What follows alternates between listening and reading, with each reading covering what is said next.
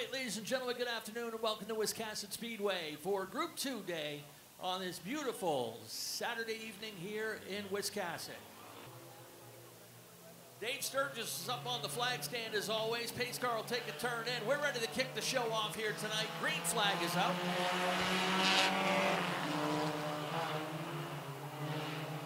10 laps for the road runners to set the front half of the field. Handicap lineup based on their points for their last 4 races. Gavin Giroux shoots right up through the middle and takes the lead in the early going in this one.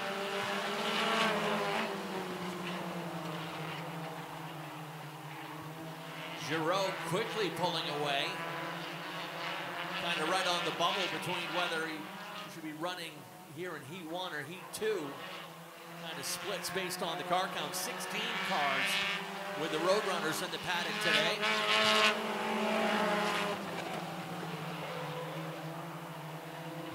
Giroux already stretching it out to a half straightaway cushion over Jerity. And now Kevin Greenbach in the number 28 holds down the 3rd spot.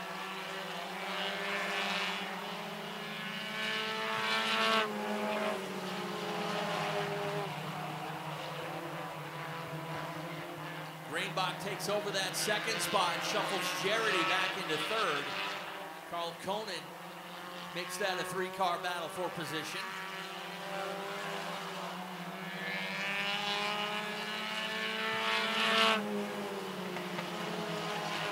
They'll hit the halfway marker this next time by the stripe.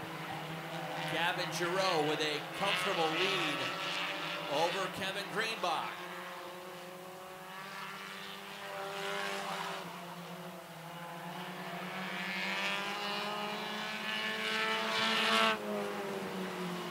Conan has taken the 3rd spot, that is. Has an open lane to the bottom of Greenbach, but loses some momentum.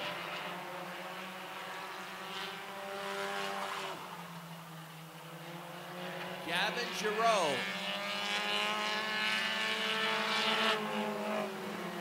Looking at his lap times, Giroux is over a second faster than the rest of the field.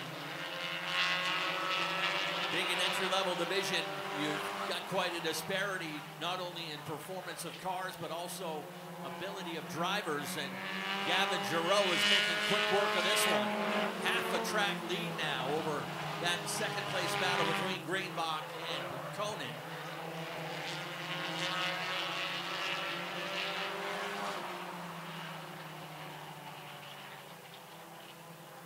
Rest of the field packed up and racing for position, but way behind your race leader who'll get the white flag this next time by the stand.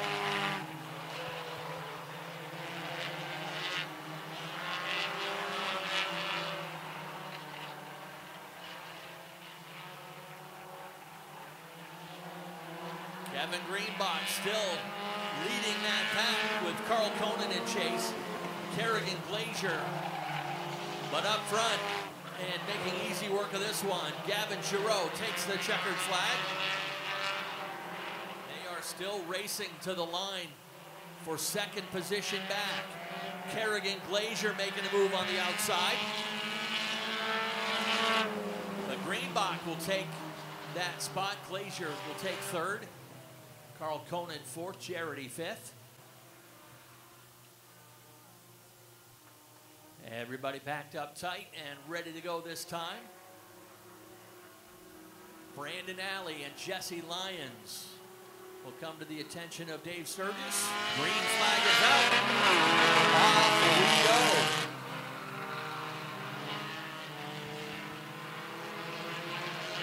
Brandon Alley brings him down the back chute with Dylan York in tow. Alec Brown moves to 3rd. Jesse Lyons shuffled back a couple spots.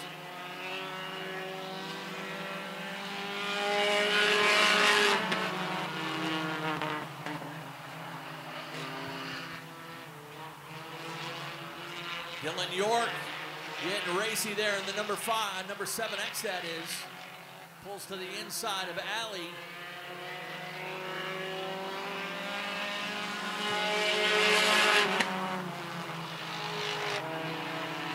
Takes over the lead and brings Alec Brown with with him in a second.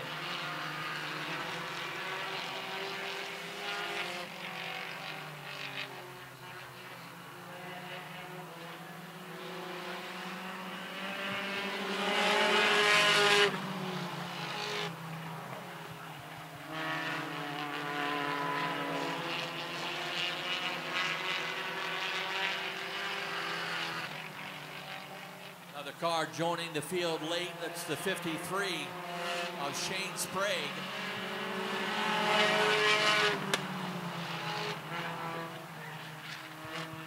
Four-car tandem heading down the back chute, led by Dylan York in the 7X.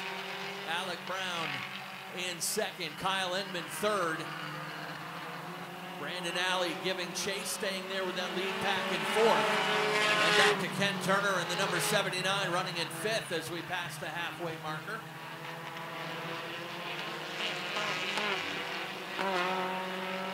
Jesse Lyons with some mechanical issues in that number 77.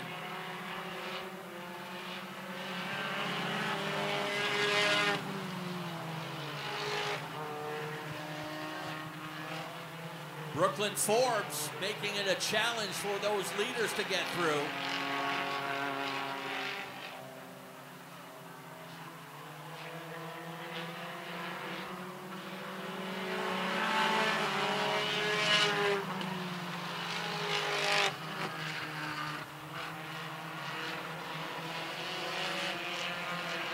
This time by to be 2 laps to go on the number 7.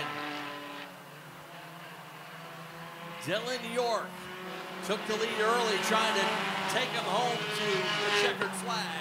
But Alec Brown making him earn it. He stayed right there in his tire tracks for much of the race. Kyle Inman knows he has to start the feature in the back, being the most recent winner, but not going to force the issue. Stays right there with that lead pair. On the white flag lap, side by side for second.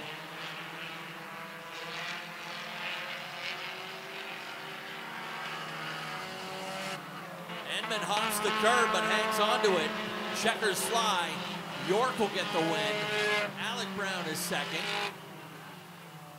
Kyle Inman takes third in the number 5. Branden Alley started at point, finishes in fourth. Ken Turner will round out the top 5 in car number 79. They said it's been since back on June 6th the last time these guys got in a race. They are anxious to go.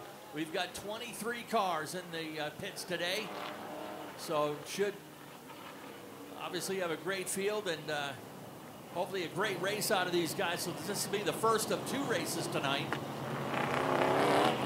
40 lapper now and another 40 lapper later on. And Nick Huff is in the house. Nick, how'd your car show up?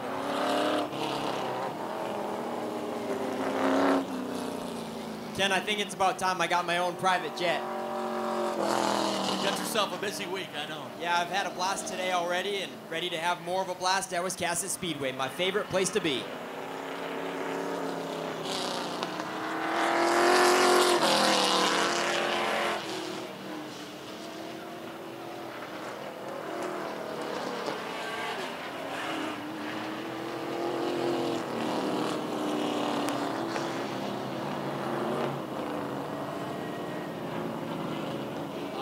Late models ready to go. Although the pole car, Pat Murphy, in the number 86, dropping in the tail of the field. That's going to put Will Collins at the point. Then comes the 88 of David Getchell. The number 15 is driven by Colton Chabak. Outside of him, Brandon Bailey in the 32. Tiger Colby in the 78 is outside Shane Clark in the number 21. Chris Burgess is in the 47. Branden Fowler outside in the 72. Then comes Ryan St. Clair in the number 51. Then the number 24 of Jonathan Emerson. The 05 is driven by Brett Osmond.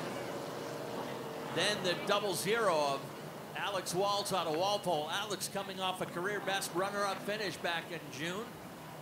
Your most recent winner is there in the number 15. That is Frank Moulton. James Doucette's in the 28, Brent Roy in the 26, Chad Dow is in the number 39, Dave Farrington Jr. is in the number 73, Bobby Meesemer making his late model debut in car number 21M. The number 4 driven by Connor Winters.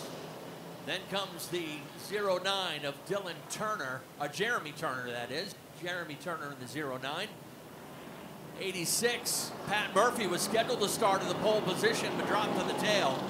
Then the number 8 of Randy Barker III.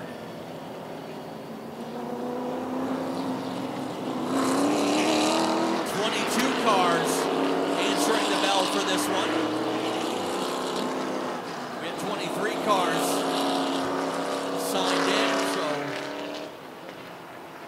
things all set now. We're gonna pair them up and get ready to go.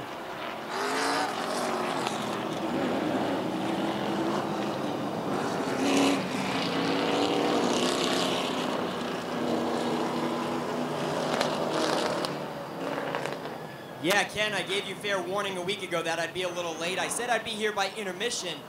That way you wouldn't have to do the Victory Lane signboard. But then I got looking at the schedule. We had a feature right up now, so I made sure I got here so you didn't have to mess with that Victory Lane signboard. Thank you, buddy.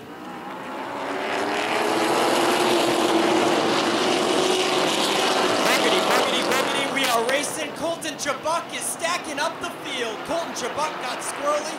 He stacked up Tiger Colby and the rest of the inside lane, but they are clean and clear into turn 3.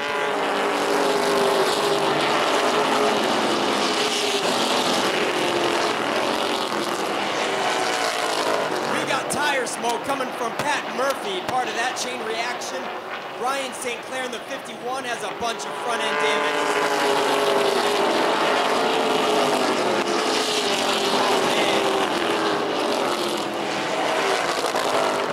Deal for Ryan St. Clair. He is certainly going to be slowing up after that one. That hood is all crunched. Colton Chabuk gets to the high side. But that's not Colton Chabuk, that's Frankie Moulton. They both look the same. Red and white, number 15s. So Chabuk is all by himself, holding his own. Right in the top 10. Will Collins is your leader. David Getchell. Is going to the top side of Brandon Bailey, looking for third. Battling for 4th and 5th and 6th. Branden Fowler in the 72, Jonathan Emerson in the 20. Jonathan Emerson took a look to the outside, but settles it back in. Down the back chute, they are single file with Colton Chabuk closing back in.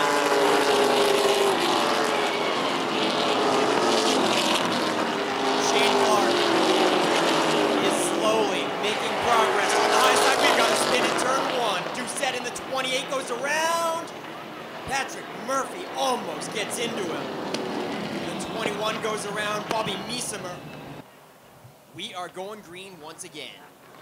34 laps still to go. What a field of late models coming to the green flag this time.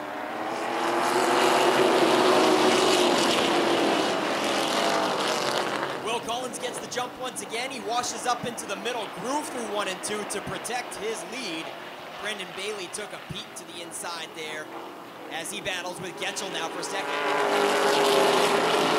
Oh, Getchell down the front stretch, washes way high. David Getchell slips up. He loses second, and he's about to lose third to Branden Fowler. Shane Clark is getting the short stick right now, getting washed backwards. Shane Clark did not want to restart on the outside line. He was working on third moments ago, and now he's barely in the top 10.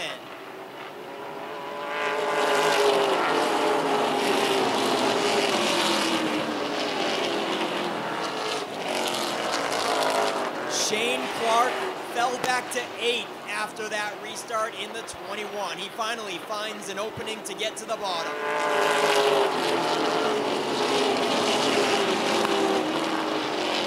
Will Collins has some serious pressure from Branden Varney. The top two are putting a little distance between them and third place. Branden Fowler currently holds on to the position, but Jonathan Emerson is knocking on the door. And here comes Tiger Colby, trying the second groove in car number 78. Tiger Colby rounds out your top 5 at the moment, just after 10 laps complete.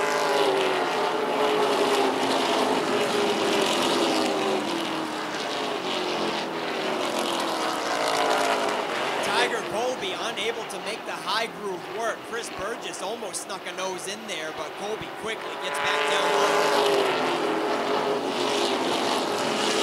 Shane Clark unable to make any more progress. He's only up to 7.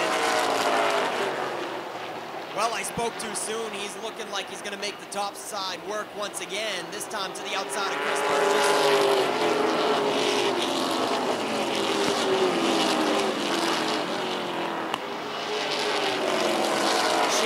Getting back in the rhythm, and he's going to make quick work of Burgess and take over 6th.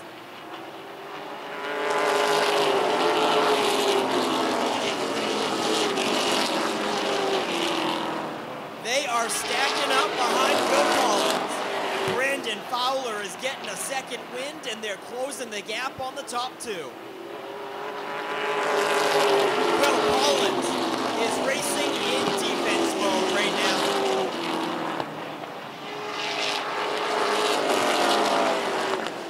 Will Collins' pace has slowed up a half a second. Barney Bailey gets into the back of it. I almost said Branden Barney. It's Branden Bailey. Gives him a little tap coming out of 4 last time around. Will Collins' pace has slowed up over half a second.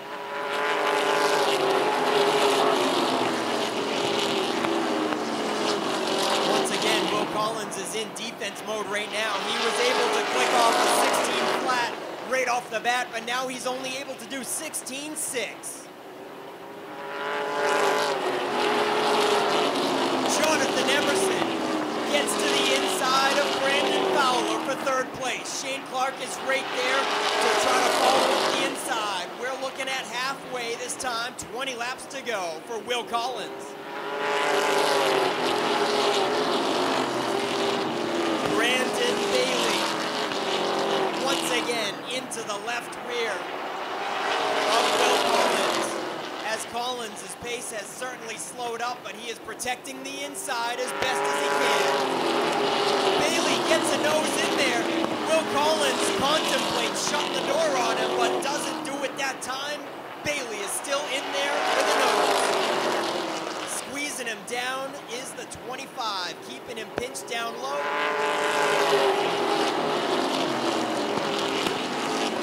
Will Collins is pinching him down as much as he can without cutting him off. Fine job by both of these racers. Just as close to the curb as you can get. Collins is squirrely out of that time. Branden Bailey making slow progress to take over that top spot, as well as the battle ensuing behind them. Jonathan Emerson still working on Branden Fowler for third place. Shane Clark was almost in third before that lap 6 caution, and now he's waiting behind the side-by-side battle right in front of him. Shane Clark has got to be getting impatient right now, rounding out your top 5, and they are door handle to door handle right in front of him, swapping pates, slamming doors for third place. We've got cars heading down pit road, folks. Brent Roy and Chad Dow were out of the race. 15 laps to go.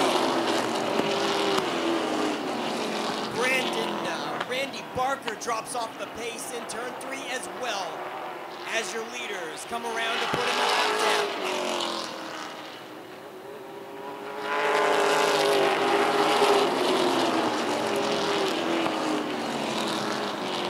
Will Collins, amazingly, has been able to hold off the charge from Bailey.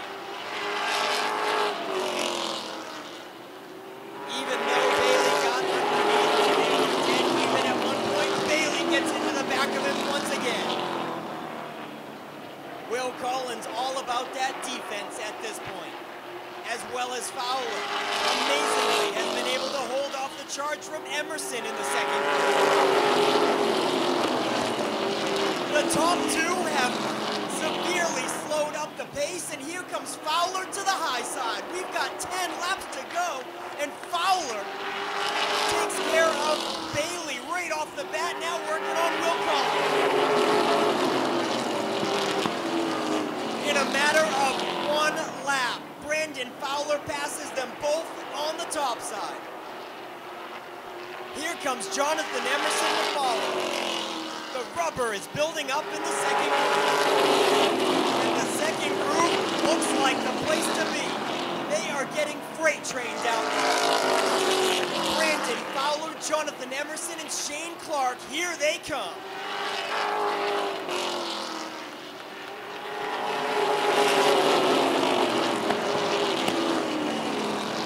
Tiger Colby's on the outside of Chris Burgess, and Brandon Bailey pulls it up there.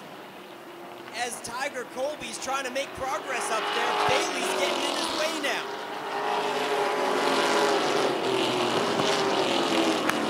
This race is incredible. Will Collins has lost traction on the top three, and he is out of contention. Lappers coming up. Patrick Murphy and James Doucette in the 28 is going to go all out. This time at the line, it's 5 laps to go for Branden Fowler. Another lap car up ahead, the 86 of Pat Murphy. And still a side-by-side battle for the lead. Fowler sets up outside. Emerson might get caught in behind that lap car, but he'll swing it out wide with him. Fowler with a veteran move uses that 86 car as a pick to hold off Emerson. Side-by-side racing all through the field here with the Wood Pellet Warehouse late model sportsman.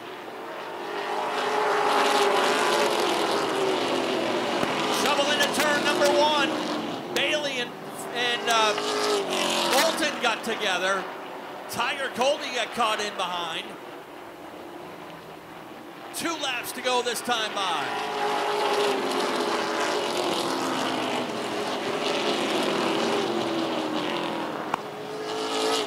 Emerson will look to the outside one more time. Clark moves in to fill the bottom with 1 lap to go, 3/8 of a mile.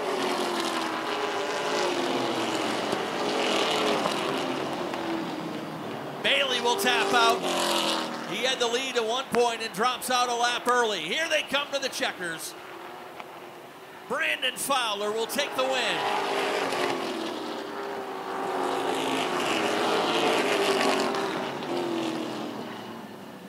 Branden Fowler gets the win, holding off Jonathan Emerson by just 1/10 of a second.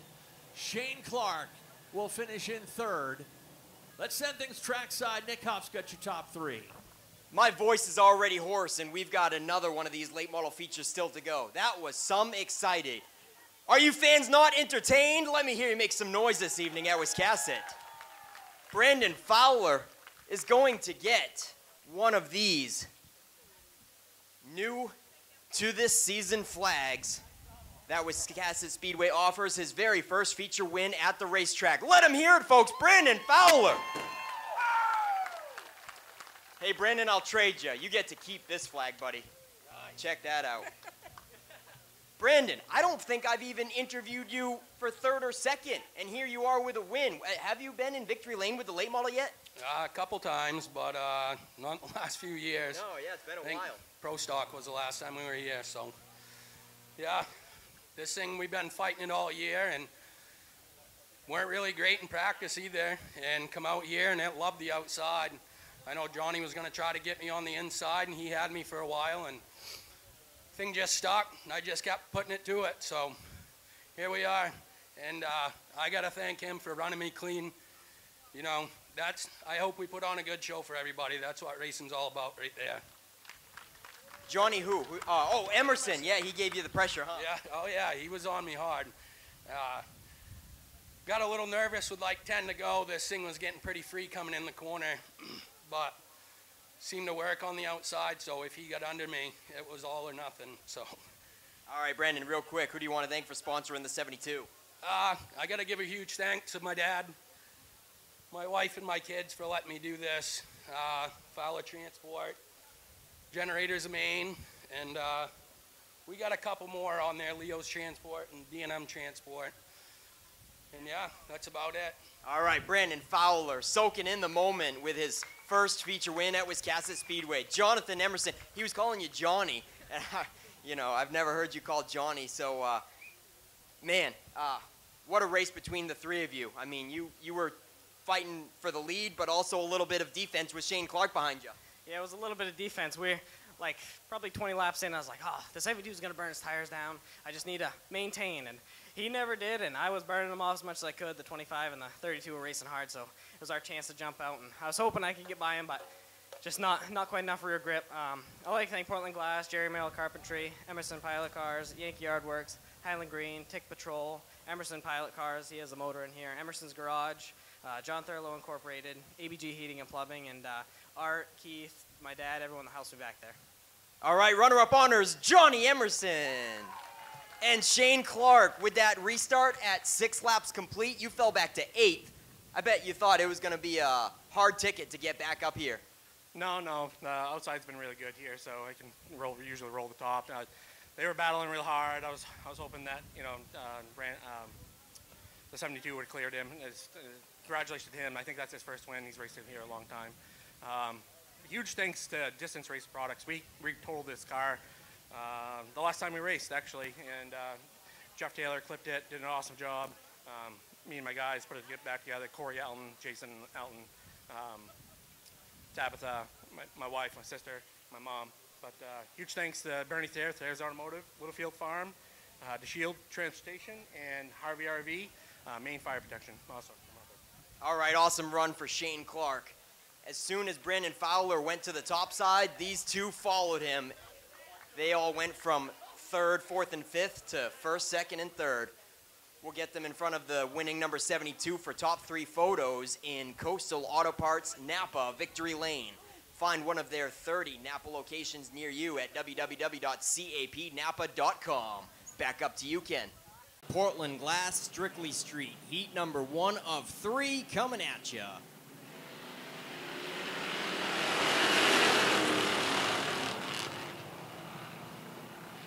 And some contact in the front row. Ethan Dinsmore kind of came down on Brady Romano and forced Romano into the grass. He kicks up some dust over there, but gathers it back up to take over 3rd.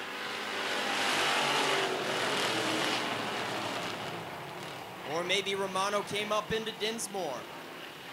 I don't want to point any fingers here, but there was contact, and nice job by Romano gathering it back up. He's closing it back in on Dinsmore for that 2nd spot now.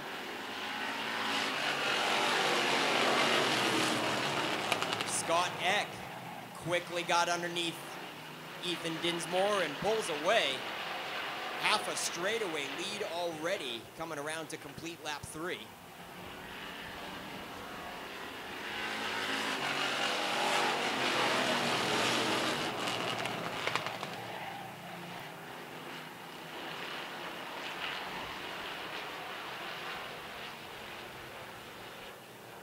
Ethan Dinsmore still holding on to 2nd as Romano tries to close it in. Right behind Romano is a side-by-side battle for 4th and 5th. That's Alex Cromwell on the top side. Caleb Emerson Maines in the number 4. 5 laps complete, 5 to go for the first of 3 heats. And Caleb Emerson Maines finishes the pass for 4th position. Looks like he's going to give a little love tap coming out of 2 to Romano. Emerson Maines is ready to progress, and Romano is right in his way.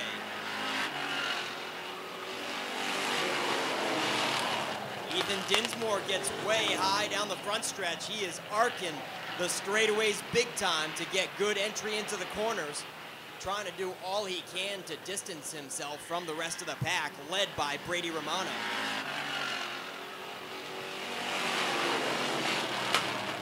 They are stacking up, single file behind Romano. They are getting close quarters, bumper to bumper. Ethan Dinsmore continues to arc that straightaway up high, and Brady Romano continues to look in there. Stacking up bumper to bumper. Caleb Emerson Maines refuses to go to the top side. More contact out of 2. He has been given the taps to Brady Romano, and that one was a little too aggressive.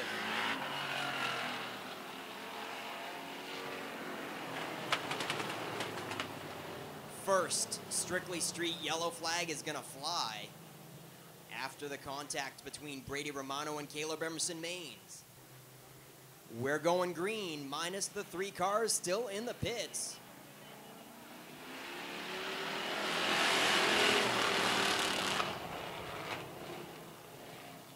Scott Eck reclaims the top spot. Dinsmore is stuck in the high groove, and he's gonna fall victim to Alex Cromwell in the 96. Brady Romano rejoins now, 1 lap down, and the white flag waves.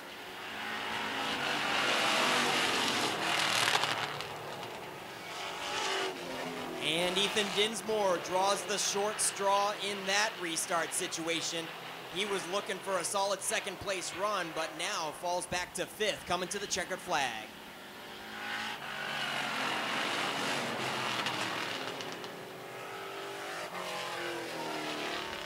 Well, Ken, on a lighter note, I have seen pictures revolving around of a dunk tank that's going to be here. Can you shed some light on that?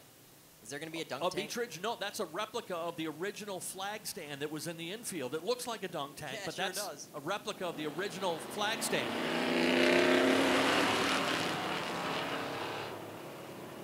We are green for the 2nd qualifier of 3. Pierpont rejoins, heavily off the pace in the 33.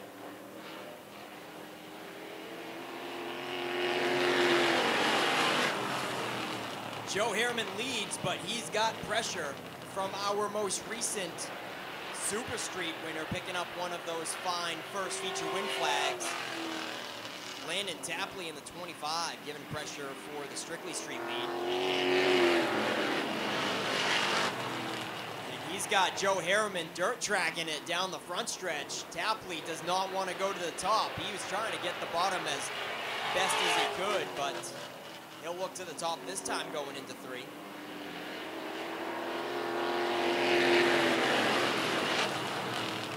Topside not working out so favorable for Landon Tapley. He might fall victim to the number 2. Dale Lawrence is right there, sticking a nose to the inside. Tapley not giving up just yet, though, up in the 2nd groove.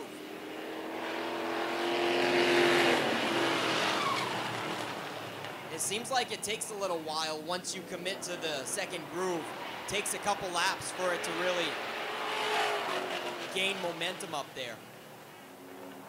So it looks like it's coming in quite nicely right now for Tapley. A few laps of being up there, and now he's starting to make some progress in the 25. Just past halfway now. This time at the line, it's going to be 4 to go for Harriman and Tapley.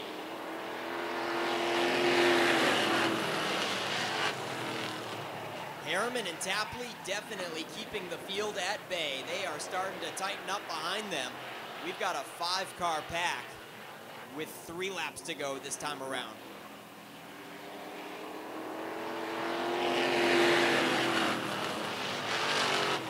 A 5-car pack almost under a blanket. This heat race could be any one of theirs to win. Popsicle sticks are in the air. Joe Harriman continues to hold them off with 2 to go.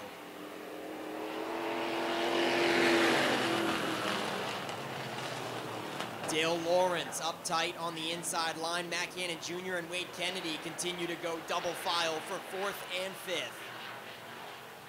And they are continuing to tighten it up with the top 5 under the white flag. Landon Tapley washes up high going into turn 1. He is off the pace, ladies and gentlemen. 1 lap to go, and Landon Tapley is out of the hunt. Coming to the checkered flag, it's gonna go to Joe Harriman.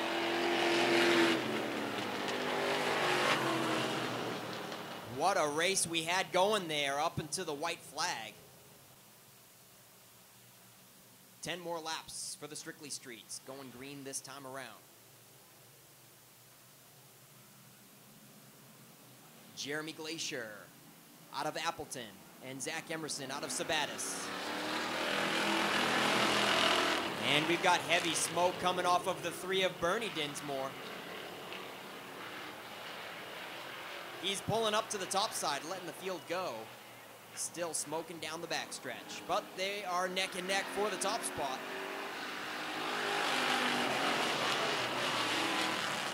Jeremy Glacier and Zach Emerson still dead even out of turn 2 on lap 2. Dan McKeag Jr.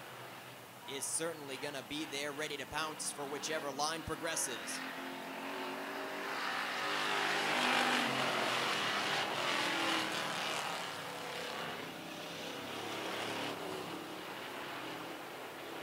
Ryan Easonsee getting himself comfortable in that Ethan Dinsmore usual ride. Jeremy Glacier up high. Out of turn 4, goes a little bit too high for comfort. Running in the middle of the track there to hold on to that top spot. Not giving Emerson a whole lot of room last time around. Let's see if he does a little better this time.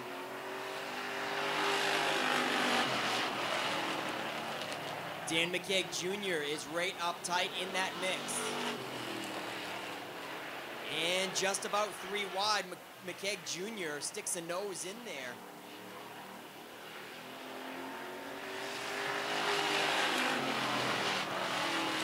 Halfway flags are out. Emerson is out of it there.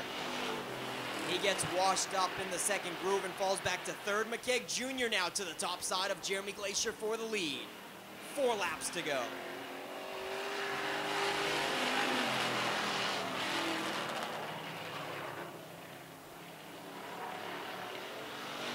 Jon Emerson in the 13 looks like he has a stout piece, but just wasn't able to get himself into the mix as this one has gone green flag since the first lap. Sean Emery turning very comparable lap times with that top 3. And Emerson gets Glacier sideways out of 2 that time, giving that lead over to Dan McKeag Jr. with 2 laps to go.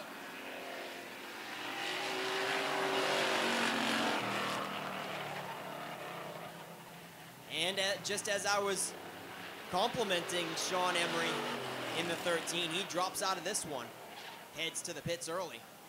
White flag is going to be out for Dan McKeag Jr.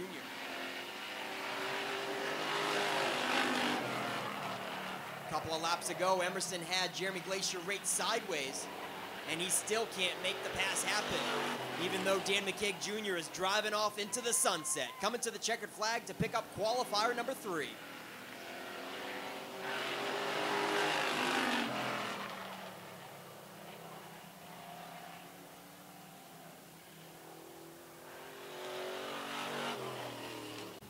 Ready to go, Dave Sturgis checking him over, and ready to go with Reed Reno and Brian Treadwell.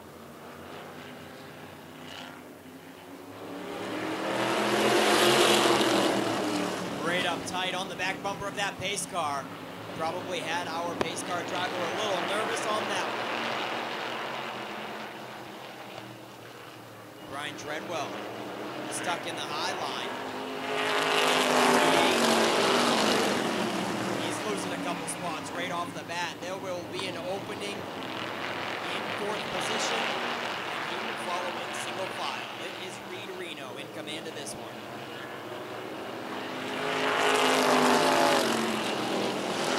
Colby in the 87 washes up high and lets the defending track champion Adam Chadbourne get down low and move up to 2nd in the number 1.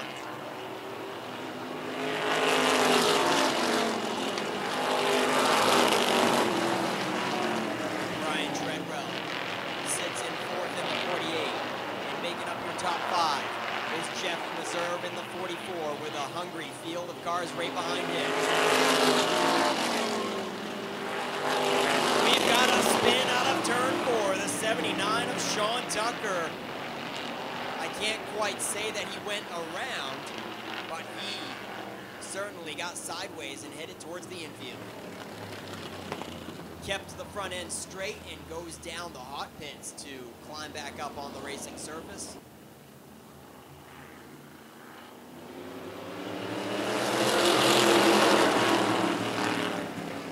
And before the yellow, Chadbourne was closing in fast on Reno.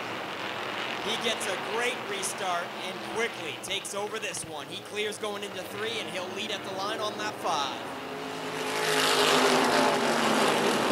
We are 3 wide, mid-pack going into 1, and they make it through, ladies and gentlemen. Close quarters there as Jeff Meserve in the 44 was caught in the middle and he backed out of it hard.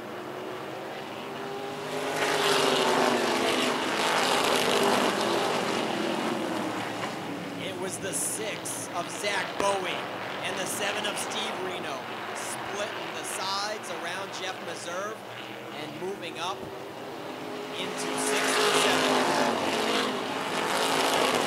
And they almost look like a tandem teammate duo once again.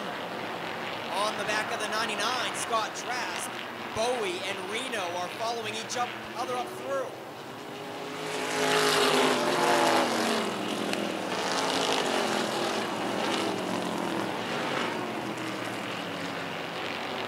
Now Reno looks to the inside of Bowie out of turn 3, but Bowie protects that groove and puts the left front tire of Reno in the dirt last time around. Reno loses a couple car lengths and he will have to regain composure and try to close in on the 6 once again. Coming around for 10 laps complete, 20 to go for mod feature number 1.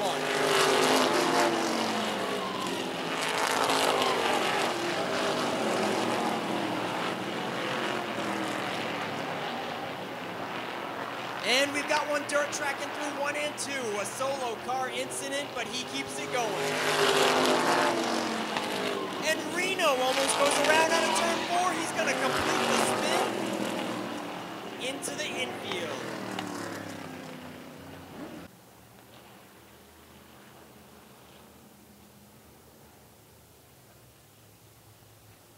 "11 laps in the books. We're going green this time with Chadbourne and Reed Reno.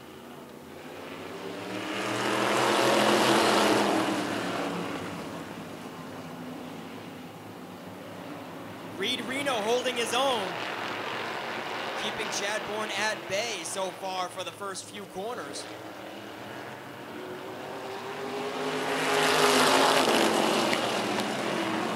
Chadbourne clears, Reno tries to get low.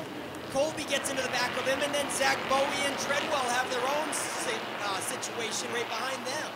Treadwell almost spins, but gathers it back up.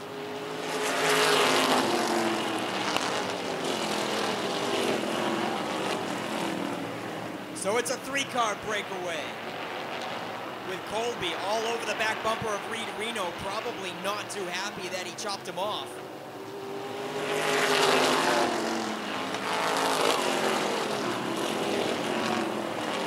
Chuck Colby with a little bobble going into 1 that time. He just lost a car length on 2nd place, coming to the halfway flags. 15 laps to go.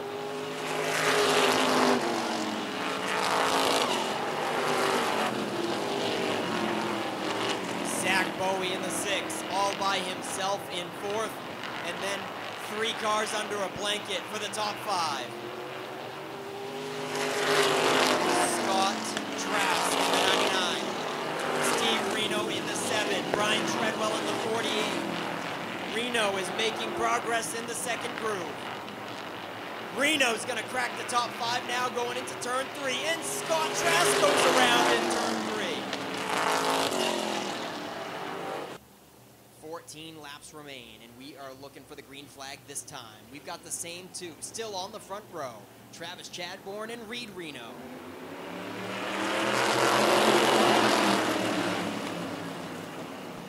Zach Bowie has had a stout piece all day, but hasn't been able to have a restart that's right up tight with these guys, so now is his chance, and the 6 is a part of the action.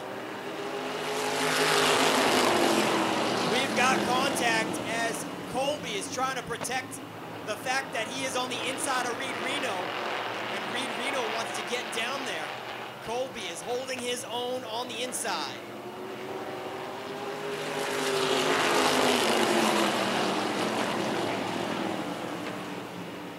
Treadwell gets sideways and loses ground on that top four now. Side by side for second with Colby and Reno.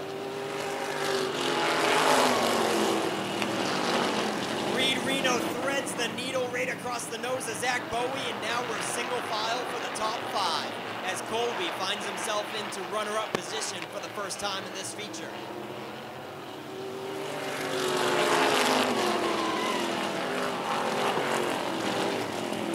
Laps remain in modified feature number one. They are going to do this all again later on for another 30 laps, but Chadbourne leads the first feature.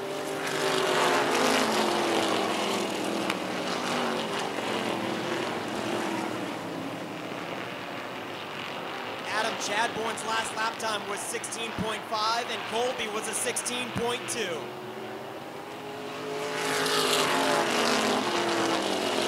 Chuck Colby in the 87. Last time around was 0.3 of a second faster than your leader.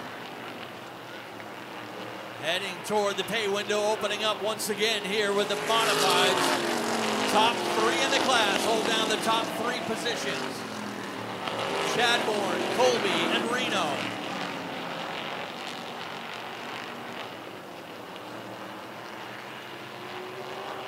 Zach Bowie comfortable in that fourth spot. Brian Treadwell now holding down fifth. Scott Trask is sixth on the outside looking in. Ryan Neal will head down pit road and drop out early.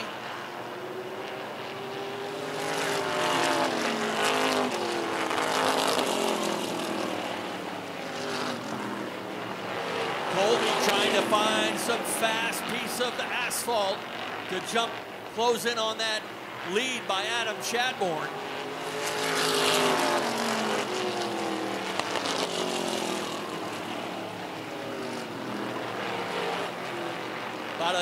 We're going to spin over there in turn 3 and 4. Actually, entrance of turn 4, Scott Tucker. Evasive measures by our drivers as Tucker's facing into the traffic. Pace car coming in, green flag coming out.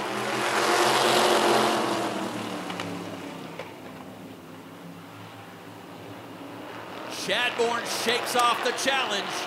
Open lane to the bottom for Reed Reno. Colby's going to have to do the hard work on the outside.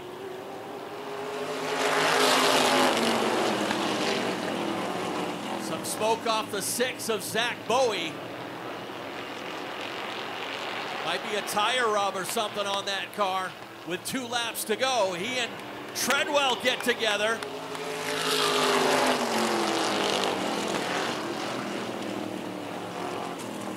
Brian Treadwell gets it fired back up and will keep him under green.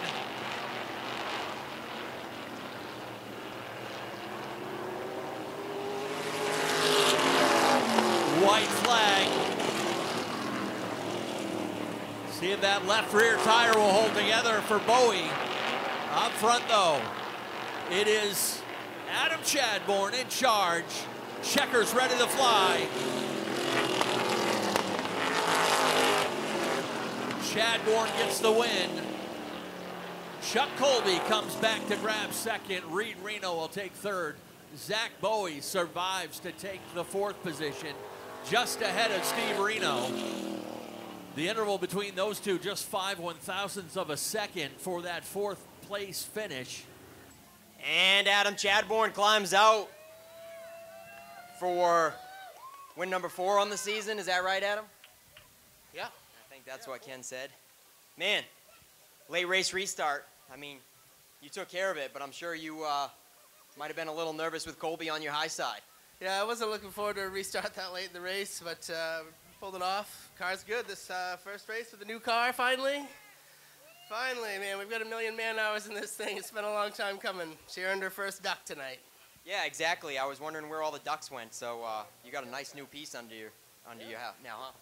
Yeah, it's like I said, a lot of time, a lot of effort, a lot of work for my friends and family, my crew, my dad. I thought you had 2 cars before, so does this make car number 3?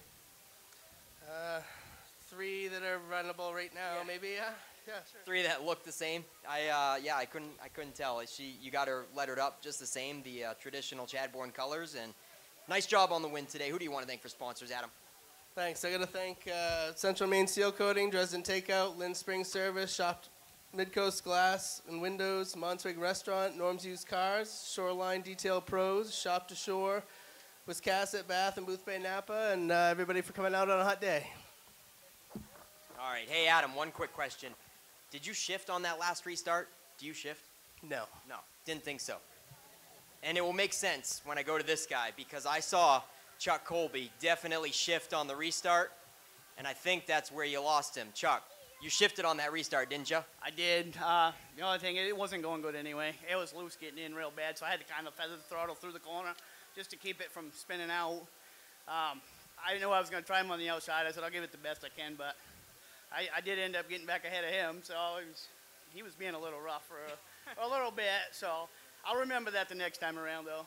All right, Chuck. Yeah, that's where I noticed you lost a chance at that restart. You guys took off at identical times, but then as soon as you shifted, you lost a little bit there. So who do you want to thank for sponsoring the 87 ride? Red's Eats, Colby's Auto Center and Tire, my wife Casey, my daughter, her boyfriend, everybody, my son, and my father, mother, everybody helps me. So I couldn't do it without any of them. I mean, we all work hard for it and do what we can. So. Chuck Colby, nice run in the 87, coming home with runner-up honors. And Reed Reno, you led a handful of laps and got a little bit of damage, had a great scuffle with Chuck Colby. Tell us about it. Yeah, I didn't mean to get down on him there. I was just trying to get down behind on him, so I apologize for that. But, yeah, I was getting a little bit free towards the end, but nothing I could do there. It's just great racing. Hey, great sportsmanship there, Reed. Who do you want to thank for sponsoring the 77? My mom, Dad, my dad puts a lot of hard work into his car. Marina's Excavation, Bob Berry Concrete, MMS, Plant Seafood, Joe Pro, Marty Hill and Son Painting, DAR Construction, DMD Racing, AAA Northern New England, and everybody that helps every week. Reed Reno, ladies and gentlemen, adds another piece of hardware to his modified rookie season resume. Colby taking some second place picks with some family right now, and we'll get these guys up in front of Adam Chadbourne's ride for top 3 photos in Coastal Auto Parts Napa Victory Lane. All righty. How you guys doing today? We finally got some good weather, huh? You guys doing all right up there? I know you can do better, but I got to talk to a driver here. We haven't talked to this guy in a while, but Jon Emerson, welcome back to Victory Lane. You've been here already this year. Yeah, I've been here, I think twice, so it's been good. Been a good season. Now, your season, last year was a season of struggles for sure, but you guys got a new car this year. Talk about the confidence you've gotten from what this car is able to do for you. Yeah, it's actually the last 2 years. It was more, I jumped in and I didn't really know what I was doing, and we were kind of learning all together. And last year, we had a few good runs, but it was more of a bummer. So Yankee Yardworks went out and they bought this car, and it's just been unbelievable. And got a nice throwback scheme here for your grandfather, Hall of Famer Larry Emerson. It's more or less not necessarily a throwback, more or less like give tribute to him. Same blue and the same yellow with the same number. My helmet's all done up with pictures of him, and he's really the reason that I'm racing and that we're still racing to this moment. So. All right, now talk about how your season has gone. You talked to it a little bit about it, but you got a win back on second week of the season. But you've been in the top 10 every week. Yeah, the first week New Car Blues, we kind of went out there and with low expectations, and we're right in the top 5 in all of speed, which we haven't done that really ever. We're super pleased with that, and we went out there and we ran with Shane, we led laps, and we won the heat race before, and we were really excited, and we ended up having a tire go down with like 8 to go. We ended up 8th, but kind of had your chin up the whole time because you had a fast car. So we were excited to come back. We came back, and everything just worked out perfectly. I mean, everyone, the race went, I think, green to checkered, other than one caution at the end. And we were fast, and we finally showed it. Everything held together, and it was a perfect scenario. And one thing I've noticed from your career, you're still a young guy as far as I'm concerned, but you're a seasoned veteran. You have several years in street stocks now. This is your 3rd, 4th year in the late models. But how is that fine balance between displaying the great sportsmanship that you do, but also not letting yourself get pushed around? I think you've kind of grown into that role where you'll give the guy room if he needs it, but you're not going to be pushed around. Yeah, in the early street stock days, I was told to calm down, getting way too aggressive, and pushing my way around. And of course, I race at Oxford, and you get pushed around there quite a bit, and come back here, and it kind of started to mellow out. And you know when to be aggressive and when not to be aggressive, and who to be aggressive with, who not to be aggressive. So I try to race aggressively without really touching anyone, try to use all the lanes I can, try to find as much out of the car as I possibly can without trying to affect anyone's day or hit anyone else, especially with this, because you bump a fender and it costs way too much money to replace. Yeah, the checkbook's a little fatter with a car like this. But you guys have done a great job. I know you get a lot of good people behind you. Talk about your crew and the support you get. Well, first off, I got to thank my dad. My dad and Keith are actually the reason that we're in a late model. I think it was more of a drunken conversation where I was supposed to be put in the late model, and they finally admitted, and we did it, and we got Yankee Yardworks Dan Bowie on board. And the first 2 seasons were, like I said, it was rough. I was able to learn a lot and kind of hidden towards the back of the pack. Made a lot of mistakes, but they don't really come to fruition when you're way back there. No one really pays attention. And then we decided to come out and buy this one. This used to be Cody Verrill's race car, and we brought it to Jeff, and everything's just been perfect. Everything that we've learned and the mistakes that we made, we're kind of over that, and we kind of feel like we know what we're doing for the most part. All right, well, this probably won't come as any surprise because I know you've been through this before, so I'm not going to surprise you when I turn around and ask the guys to bring this trophy over here to you. We had to cover it up so nobody knew it until now, but it's even a blue trophy. Look at that.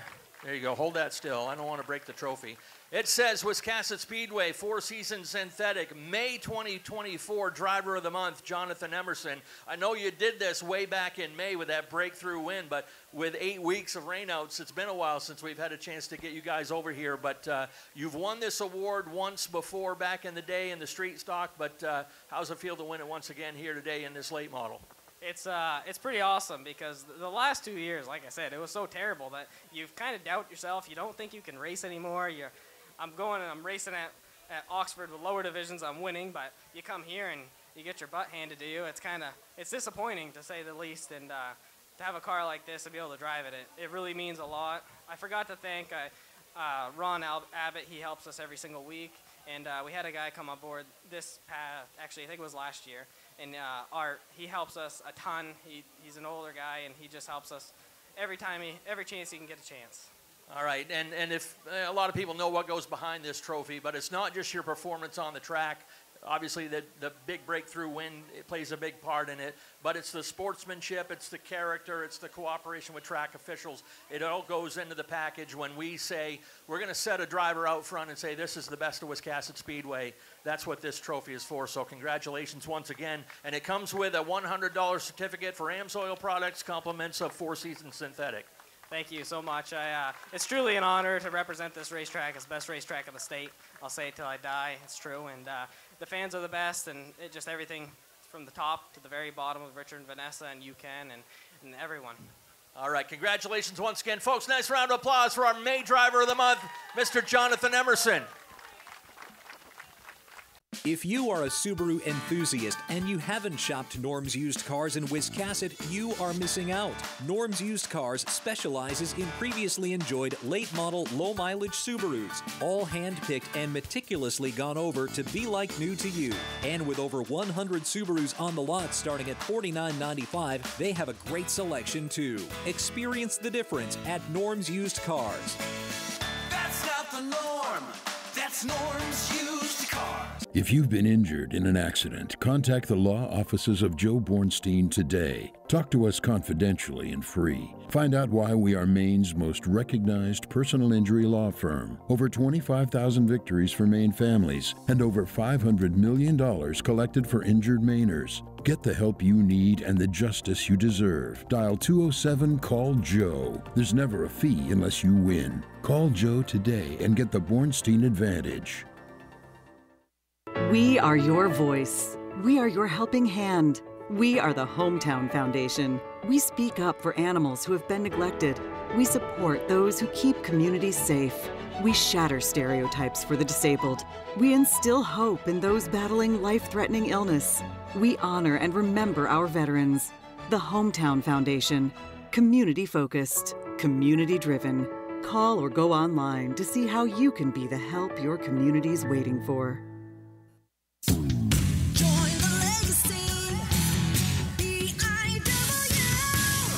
Time to consider your future begins today. Entry-level trade positions now starting at $23.50 an hour and up to $28.19 an hour with experience. Same incredible benefits and career growth opportunities from high school graduation to an exciting career change. This is your time. Join the legacy.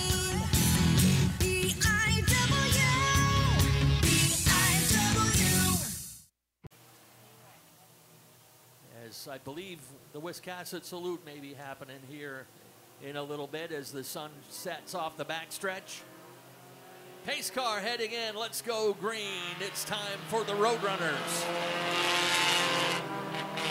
Gavin Giroux had a dominant heat win victory. Can he be the jackrabbit and get out to a big lead in the early going while the top cars in the division have to work their way up from the back of the field?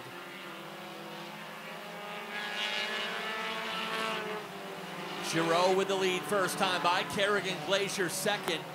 Kerrigan, the young daughter of Jeremy Glazier, who runs in the street stock division. Kevin Greenbach holding down third, but being pressured by Dylan York.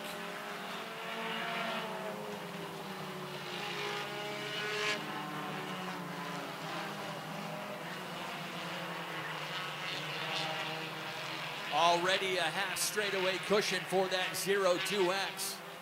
Got that thing hooked up and running fast tonight.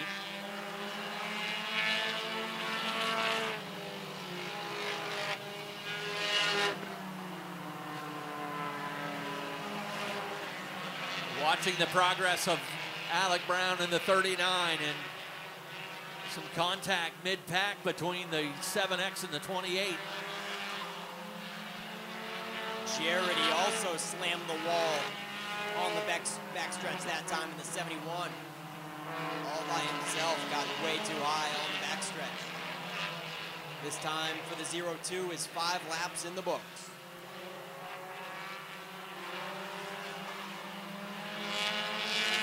Gonna check the lap times of Giroux in the 0-2. He's running 19.5s.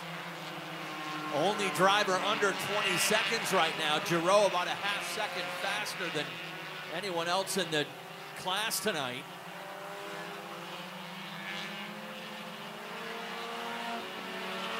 Dylan York able to get around the 28 and move that 7X car into third. Kerrigan Glazier the next car up.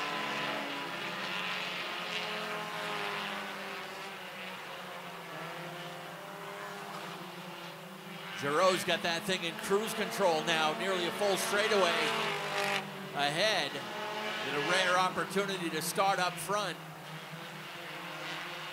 Dylan York ready to line up on the outside of Kerrigan Glazier.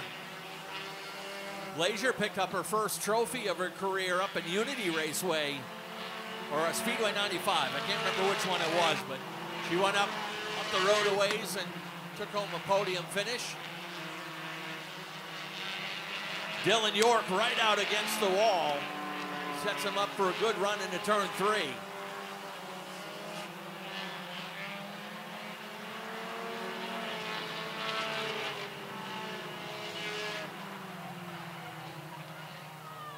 Glazier up against the wall there in turn number 1, a red flag.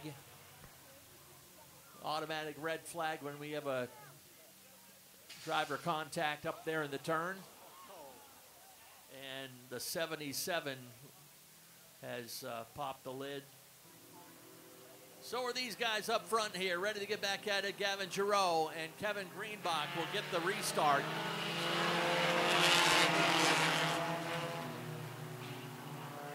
Nobody touching that 0-2 to this point, but some of the cream starting to rise to the top. Alec Brown coming into the picture. He's been a runner-up 3 times already this year, but still gunning for his first win. Don't sleep on that number 5 car of Kyle Edmond either. Kyle has won 3 of the 4 races in this division this season.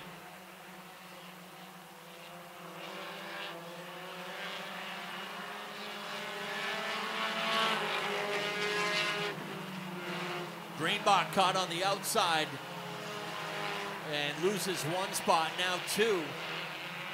Actually got a little loose coming out of turn 2 and had to check up. Right back in front of Kyle Edmond.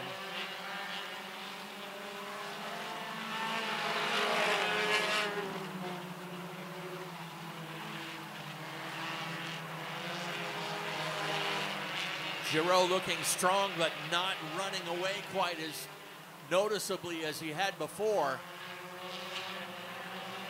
Jarity hits the back wall and ends up back at the infield. He's kind of tagged that wall a couple times tonight. Pace cars heading back in. We're ready to turn them loose.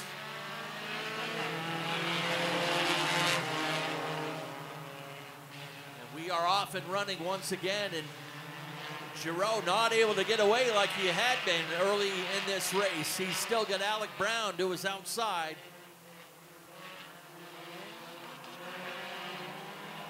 Problems for the O2. I think the rubber band fell off. He had a little bit of a twitch coming out of turn 4. And if I were to guess, I think it's a CV shaft on the O2, just the way that the car maneuvered. It looks familiar. Pace car will turn in. Alec Brown and Ken Turner ready to get back at it. We are off and running once again. Dylan York back in the picture in the number 7. He was called in one of the early cautions. And now we have a problem with the 57.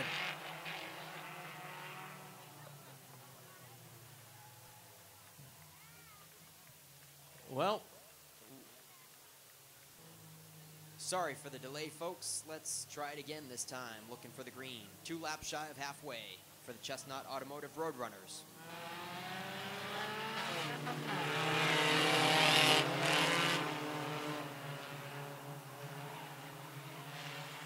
Alec Brown caught on the gas for that restart. Quickly out to about 3 or 4 car lengths down the back chute.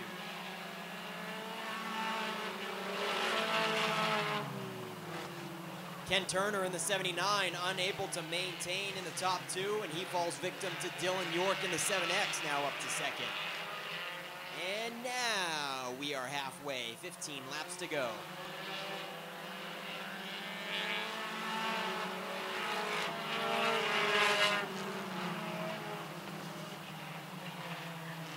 Dylan York in the 7X, looking stout, closing in on the leader relatively fast. Dylan York doing 19.3 second lap times versus 19.5 for Alec Brown. The 7X is 0.2 of a second faster. These last couple of laps after the restart, Ken Turner very comfortably in that 3rd spot, with nobody to see behind him.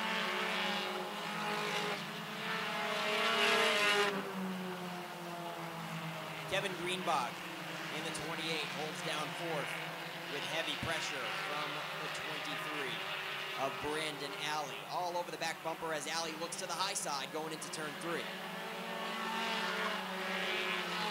And back to the front, Alec Brown is kicking it up a notch. Alec Brown turned to 19.3 that time, and Dylan York is down to 19.6.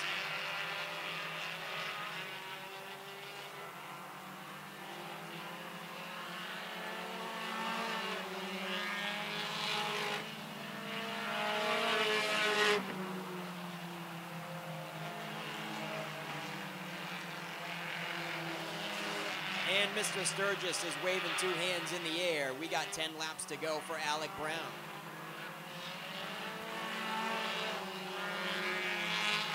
Dylan York maintaining speed, but not really able to eat into that lead. It's just a little over a second. Ken Turner's kind of fallen off as well. Turner a second and a half behind York.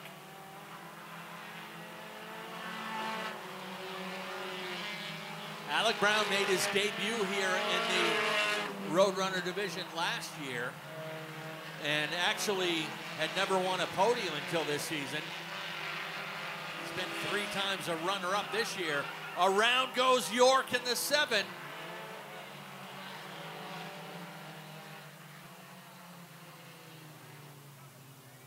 Dave Sturgis worried that the driver was broadside to the traffic, and with a couple cars coming on, bring out caution with 21 complete many, many years ago when we ran Chargers here in the early 90s.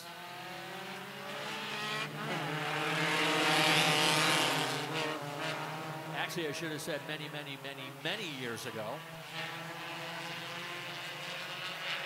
Well, that restart was identical to the last one. Alec Brown really quick on those green flags.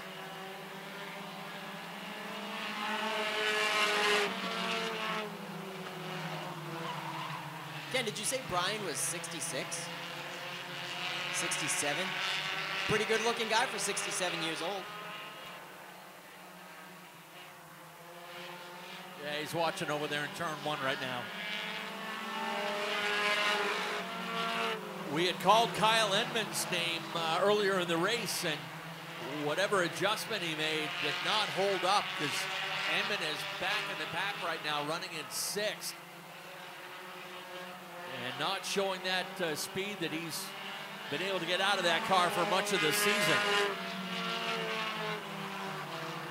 Brandon Alley able to drive around Ken Turner. Got a 2-car battle for 2nd and 3rd.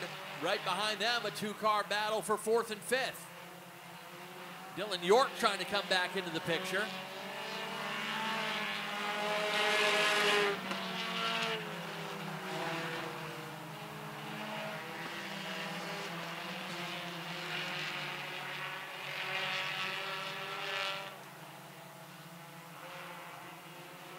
They're posting the 28 car of Greenbach. What the flashing number at the top of the scoreboard is.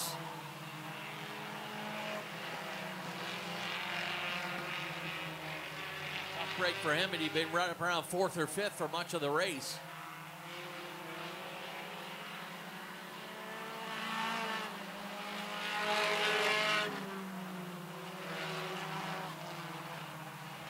Alec Brown is large and in charge. Half a straightaway advantage with 2 laps to go when they come around to the stripe this time. Ken Turner looking to turn in his best finish of the year in 2nd, chased by Brandon Alley in the 23.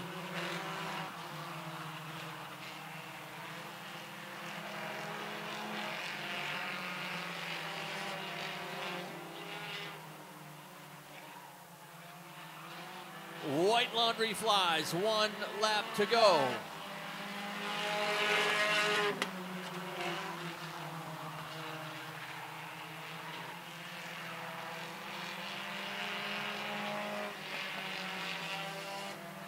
Career best finishes for all 3 of your top 3 drivers.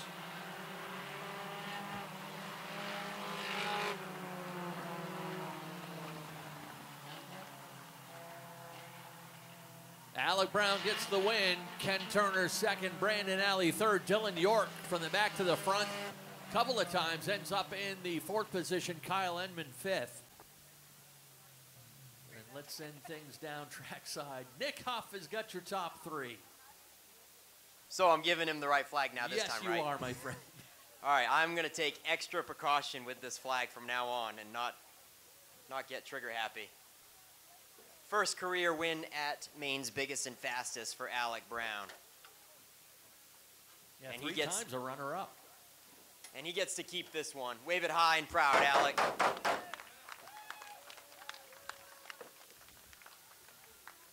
Alec, really good on those restarts. You had a couple side-by-side green flag situations where you just shot out like a cannon.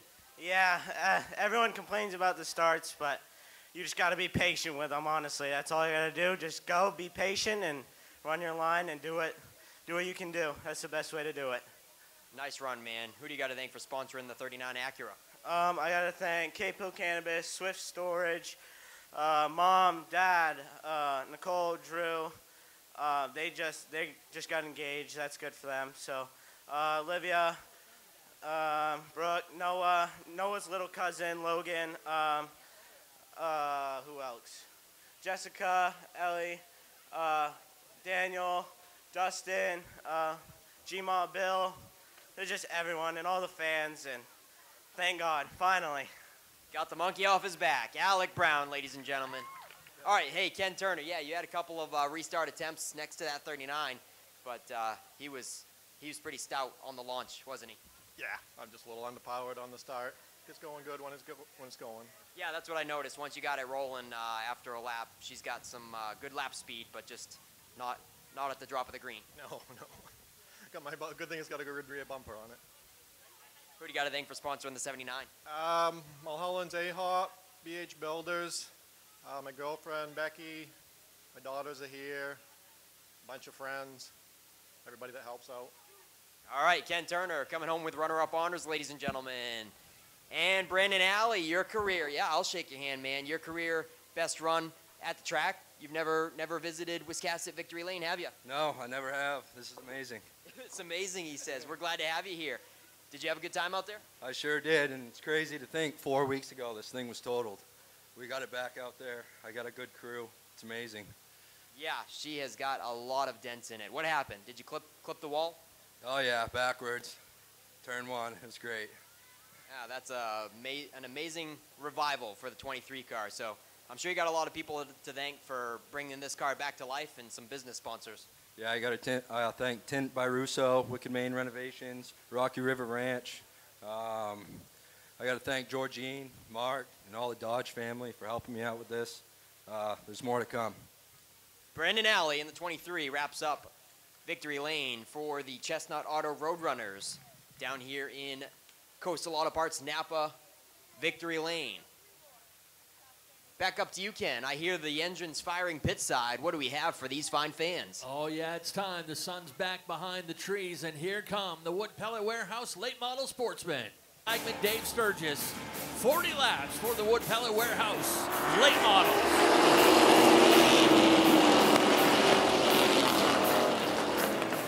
Will Collins, once again, like he did in the first race, jumps out to the lead and will pull away from Brent Roy. Roy trying to hold off the 39 of Chad Dow. The 88 of David Getchell working the high lane. Side by side for second place, advantage to the 88.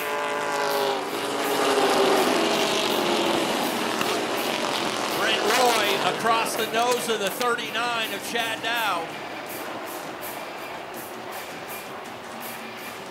A lot of accordion effect back mid-pack.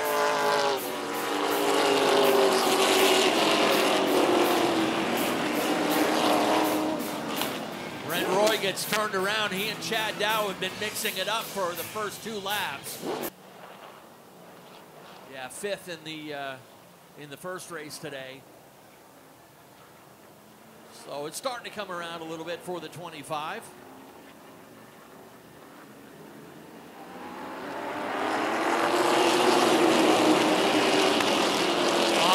Running once again, and some trouble back in the pack. Bobby Meismer and Pat Murphy in the 86. So that restart will not count.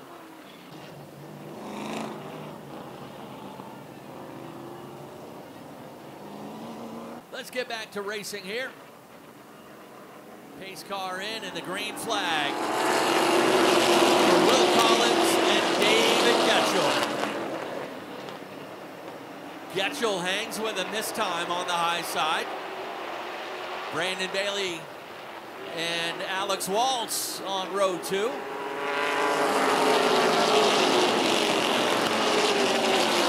Now, one thing I know is some drivers didn't put on new tires for that first race.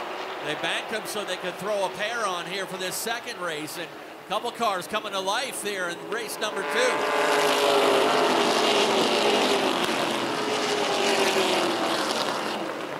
Couple cars working their way up to the back of the field, mid-pack right now. The 21 of Shane Clark and the 24 of Jonathan Emerson, just outside the top 10.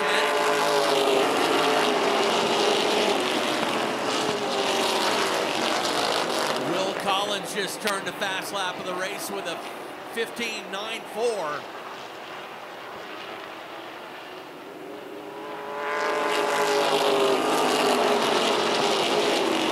Alex Waltz is now in the top 3. Alex Waltz up from 8th into 3rd now as David Getzel starts to drop back on the outside.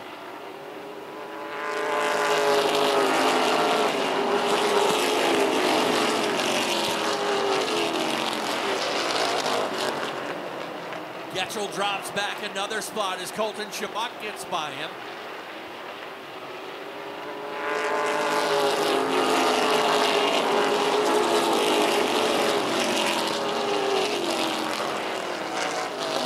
Single file through the top 10 right now.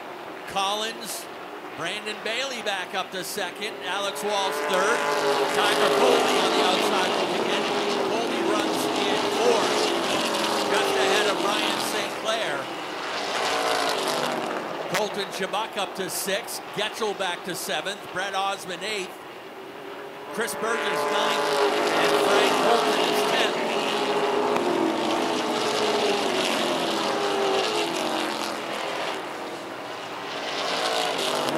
Dave Farrington making up some ground from deep in the field. Farrington started back in 15th. He is up to 11th.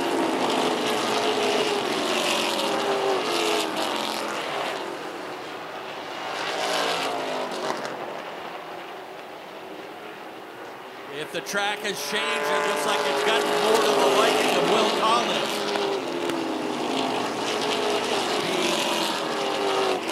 To see if Collins put on a pair of fresh tires on the right side of that number 25.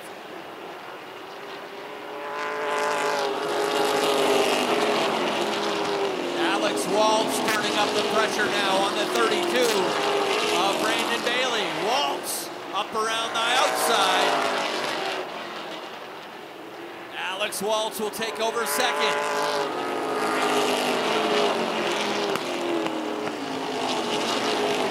Bailey doing his best to hang on, but Walsh completes the pass onto the backstretch.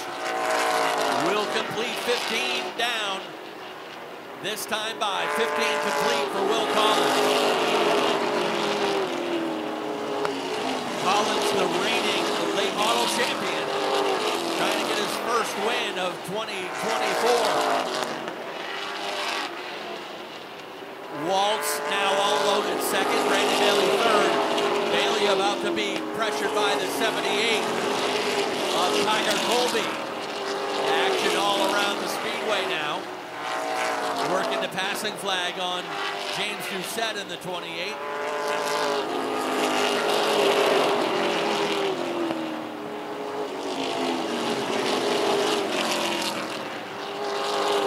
Car starting to line up behind that number 47 of Chris Burgess. Burgess holding down 8th. But the point leader, Frank Moulton, behind him with Dave Barrington and the 24 of Jonathan Emerson. James Doucette gets up out of the way to let the leaders race. Alex Walsh looks like he might be a little bit faster than the leader. Alex Walsh, 2/10 faster than the leader last time around. This time by 20 laps down. 20 laps to go. We're halfway.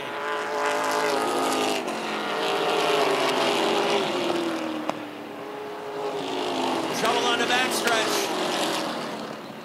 Second caution of the race comes out for Jeremy Turner in the 09, who's looped it on the backstretch heading into turn 3. Good job from Randy Barker in the number 8 for avoiding hitting that 09. Anxious to see if Alex Waltz has anything for Will Collins. He has really come to life these last couple late model races, definitely being a victory lane contender. We will find out 20 laps from now. We are off and running once again.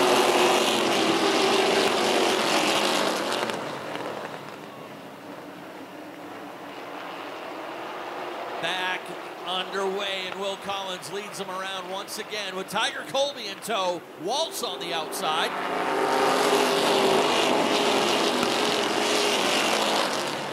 Ryan St. Clair in the mix. Branden Bailey outside in the 32.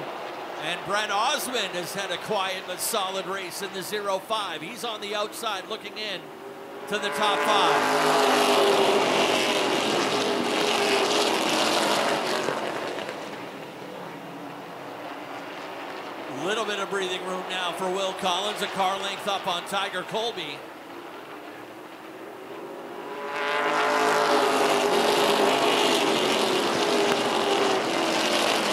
Brett Osmond able to get the 05 underneath Branden Bailey. Put Osmond in that red 05 up into the 5th position. Bailey slips back on the outside.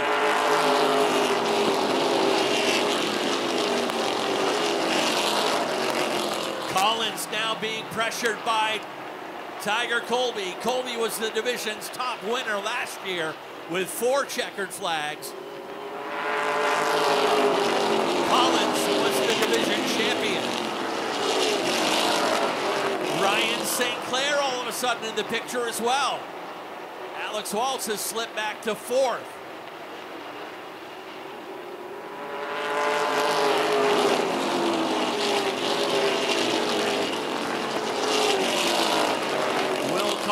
Much more solid here in race number 2. Able to hold that bottom groove and make Colby use the outside. Tiger says, don't mind if I do. He'll put it up there on the high side. Trouble over there in turn. Oh, Frank Moulton is into the wall. Oh, Colton Chabak, sorry about that. The 32 of Branden Bailey and the 15 of Colton Chabak. Hard enough of a wall hit that we're going to throw a red flag here on this one. Just get our medical staff, a safety crew, a chance to get up there to check on our drivers. Yeah, that one looked like it started back in the middle of 1 and 2. Tiger's looking for his first here in 2024.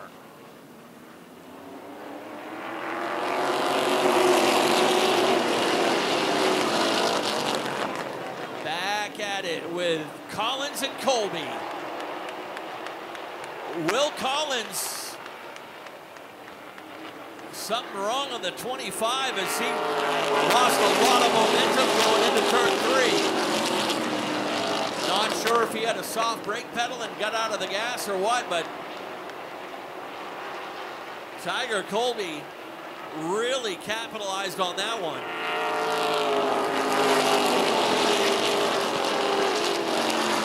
Alex Waltz able to drive around Collins. This time by 10 laps to go.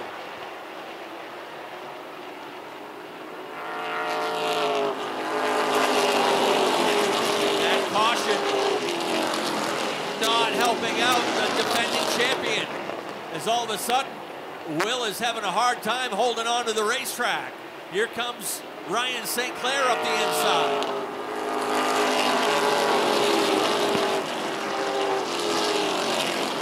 Not sure if Will has a bleeder starting to put a tire down a little bit on him, but all of a sudden things going sour for the 25. Definitely more indicative of the struggles that he has had this season. Now Shane Clark caught behind him, and Clark gives up a couple spots.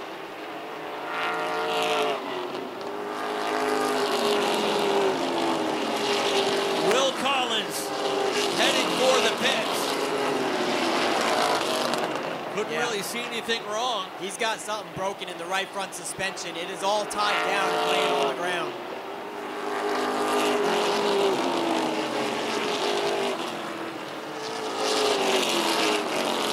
Tiger Colby with a big lead now, and 5 laps to go when they come to the stripe.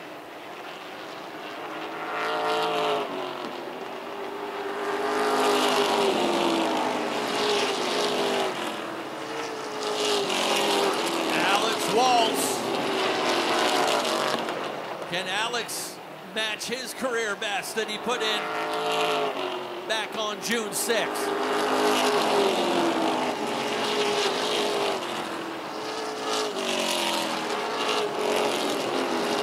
Full straightaway lead for the 78.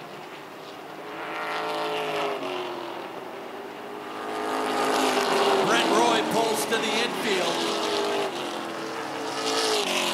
That'll drop him out of the race early. This time by.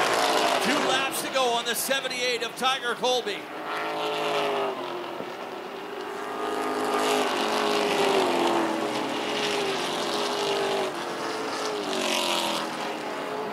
Alex Waltz all alone in second. Ryan St. Clair all alone in third, and white flag is out. 1 lap to go.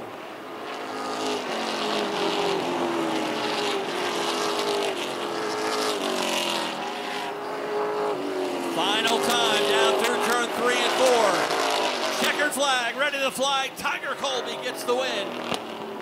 Alex Waltz will take second.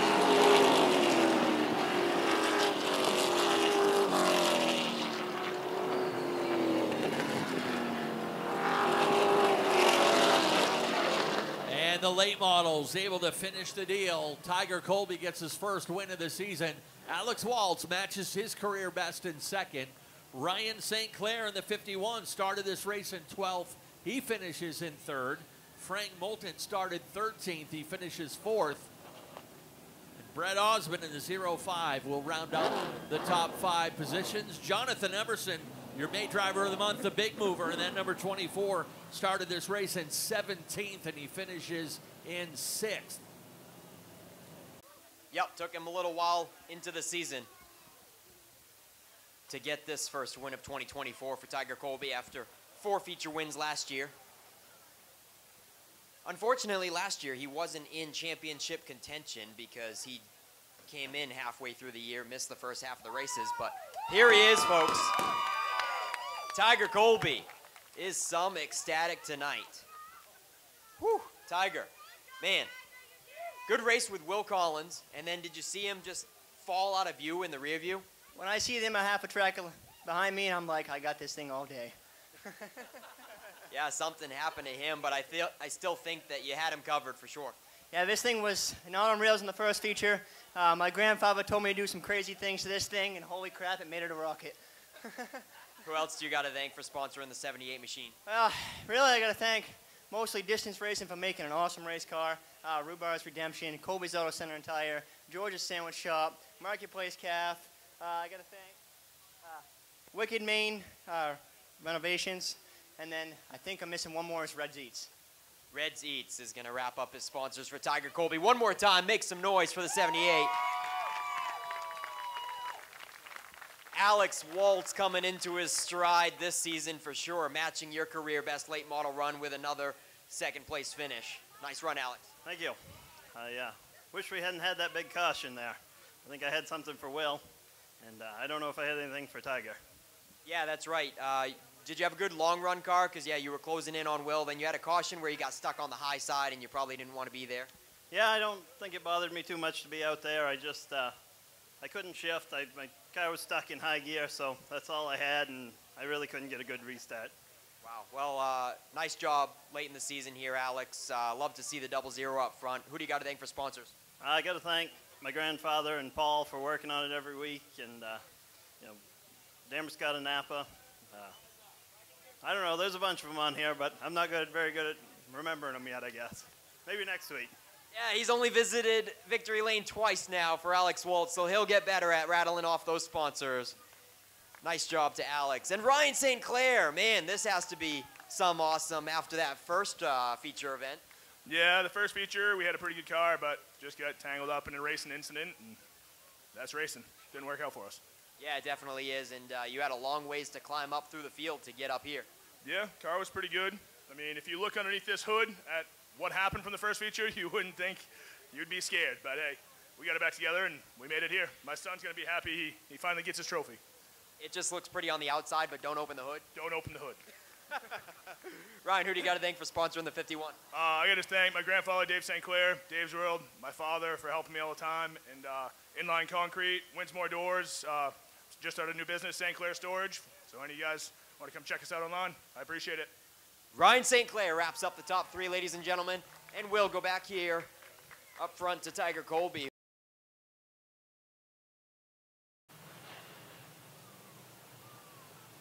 Yep, tough break for Pierpont. He is still in the pits. Jeremy Glacier has rejoined, as well as Ryan Easonsee, and we are going green.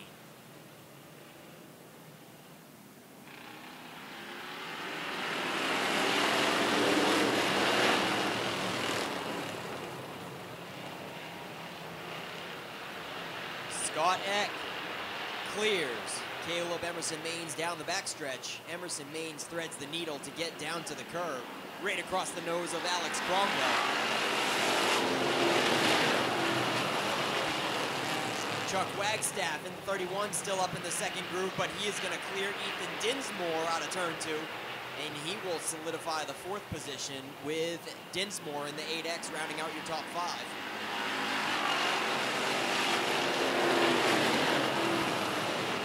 Brady Romano, just outside the top 5. He has got a rear view mirror full. They are all over the back bumper, almost going 3 wide that last time around, but he is starting to get a car length or 2 on them at this point. He had a good lap that last time around. And the 2-wide battle behind him has subsided. Now they are single file right behind Brady Romano with David Greenleaf, Dale Lawrence, and Landon Tapley. Tapley gets into the back of the 2. Gets the 2 all shaken up down the front stretch, but they are continuing single file, and everybody is good to go. Ethan Dinsmore is losing ground on the top 4.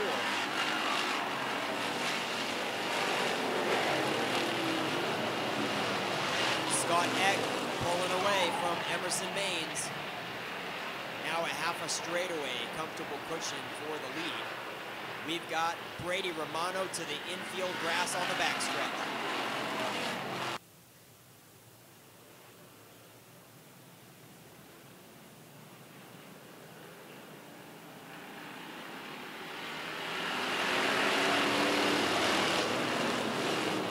Back off and running. Scott Eck has been in charge in the early going of this one. Quickly shakes off the challenge from Emerson Maines in the 4.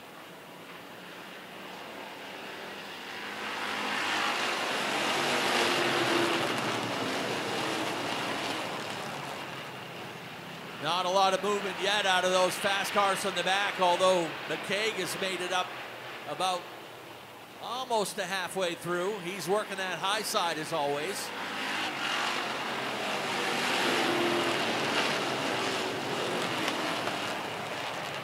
Ethan Dinsmore, a little trouble on the outside, starting to stack up some traffic out there.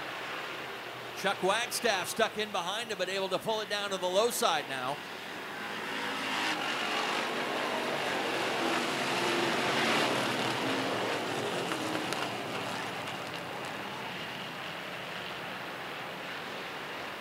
Things starting to get sorted out now amongst the top 10. Dan McCaig Jr. on the outside looking in. He's right there on the outside of Joe Harriman. McCaig has picked up a couple more spots now, running in the 9th position. Trouble for, looks like Easonsee again in the 8XE.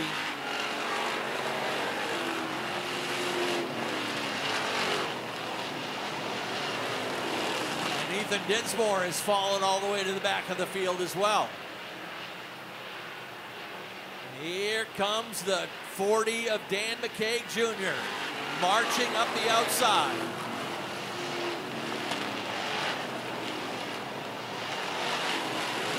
McCaig, the point leader, at a sizable 34-point lead coming into the night. Able to get around Wagstaff. Puts McCaig up another spot into 7th.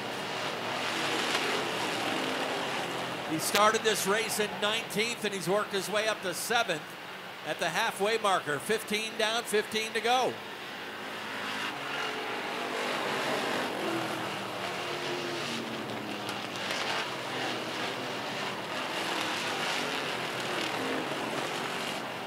Caleb Emerson, Maine's another driver looking to turn around a tough luck start to his season. Holding down second with a side-by-side race right behind him. A lot of traffic starting to line up behind him to grab that spot. Alex Cromwell and Landon Tapley are working side-by-side for third.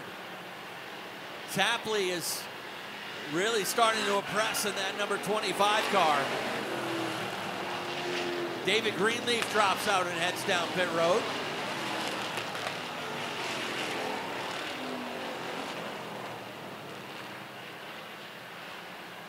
So far, a cakewalk for Scott Eck, a half straightaway advantage. And the heavy hitters have arrived for dinner. They're ready to take a bite out of that top three, but they've got to get by Tapley and Cromwell to get it done. Some contact over in turn 4, but everyone driving through.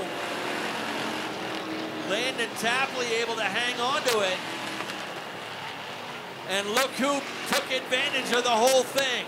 Dan McCaig Jr. is now up into third with 10 laps to go.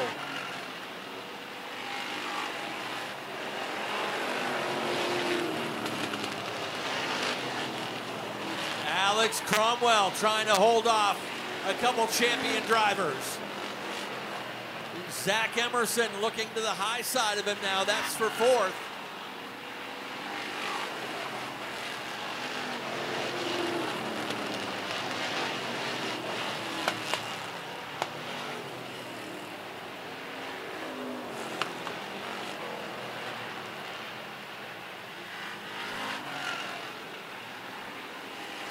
Dan McCaig Jr.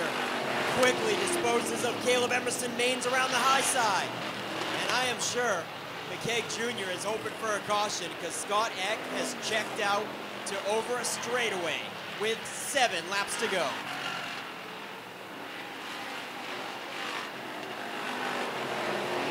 That time, Dan McCaig 4/10 faster than Scott Eck. I'm going to keep an eye on that Cromwell-Tapley situation. They almost brought out a yellow a few laps ago and went down to the infield, and they are coming back together.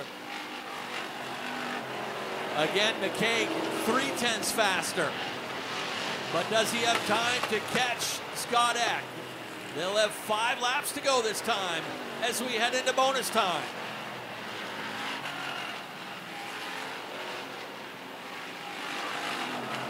Again, McCaig is 3/10 faster.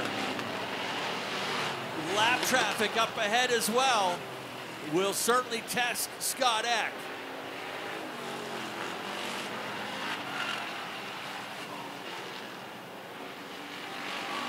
Consistently 3/10 faster is the 40 car of McCaig.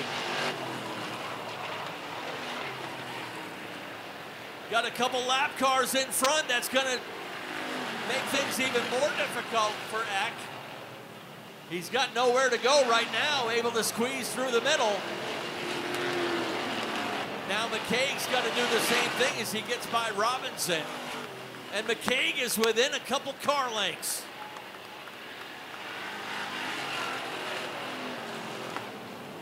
And that was 2 laps to go.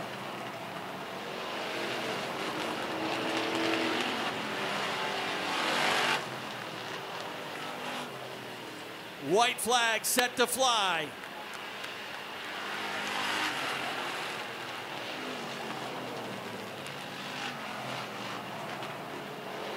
McCaig pulls up to the outside of Eck. Here they come through turn 4, checkered flag, ready to wave. They'll lean on each other. McCaig will take the win.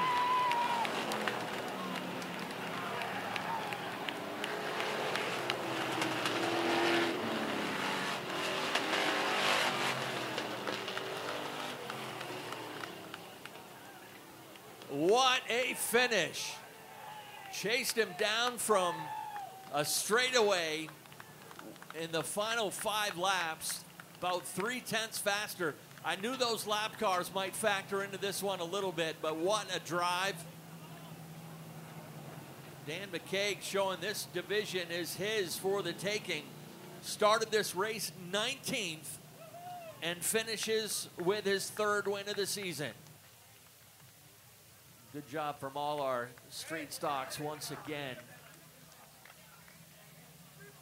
They are definitely appointment television when they hit the track. Let's head things trackside. Nick Huff has got no doubt an exciting Oh, man. I said it already tonight, but are you not entertained? Dan McCaig Jr., let him hear you, folks. Win number 3 on the season. He's the points leader, and obviously he's going to maintain that points lead after tonight. What a run. As soon as you got into second, I said over the mic, he's got to be hoping for a yellow right now, and man, you proved me wrong. You didn't need a yellow. Yeah, I mean, I was hoping for a yellow at first, and then I was like, I knew from the start that we had a really good car, and even in the heat, and the lap traffic kind of screwed him there, but it was my advantage, but I mean, wow, that was a hell of a run. Insane stuff, Dan. Who do you want to thank for sponsoring the Naughty 40? First, my family, everyone that comes out, my friends, my girlfriend, my brother for spotting, he did awesome always, and JP and Family Roofing, Top Gun Construction, Webster Service Center, ECC, Pearson's Heating and Cooling, and Northeast Technologies. Dan McCaig Jr. does it again, folks. But I'm going to come down off of that high right now and talk to this guy. Scott Eck must be huge disappointment and upset after that one, huh? Yeah, I wish it was 25 laps. But what can you do? The thing's a rocket, and gave him a whole field of cars between us and still couldn't do it. So a little more to work on. And you raced him fair on the last lap, too. I know some people that would run somebody up high and run them dirty for a situation like that, but you guys really put on a heck of a show right to the finish. Oh, yeah, he got there in a hurry. There's no sense in holding him up or, racing dirty. He wouldn't do that either. So, no, I really got to thank my sponsors, Final Finish Ceramic Coating, Sunco, Wiscasset Ford, AutoFab, Megawatt Lounge, Pratt Electric, and Lone Jack Customs. Scott Eck led the most laps and comes home 1 spot short in just about 50 feet. Zach Emerson, I think you passed into the top 3 with about 2 or 1 to go. Yeah, I did. Unfortunately, I had to take the top 3 away from my nephew, but I can't let him one-up me this year. I'd like to thank the crew. We've been working pretty hard on both these cars, getting them finally going real good. Ron, he's been the main guy working on that. That's why we've been concentrating on the late models. I'd really like to thank him. I'd like to thank Inman Landscapes, Emerson Pilot Cars, ARPM Racing Engines, Yankee Yard Works, ABG Heating, just everybody that's helped out. I can't thank them enough. Thanks for the fans for showing up, and good run to these guys. All right, Zach Emerson gets by Caleb Emerson Maines in the closing couple of laps. We'll get these guys in front of the Naughty 40 of Dan McCaig Jr. in just a moment and wrap it up down here in Coastal Auto Parts Napa Victory Lane. 1 more race still to go. It's the Ground Pounders Modified feature number 2 coming at ya.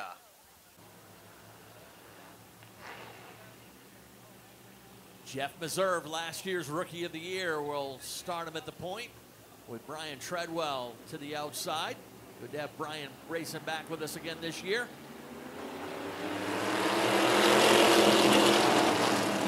We are off and running. Brian Treadwell got a good jump. Inside lane being held up a little bit. Meserve trying to get up to speed. Reno goes to second. Spin over on turn number 3.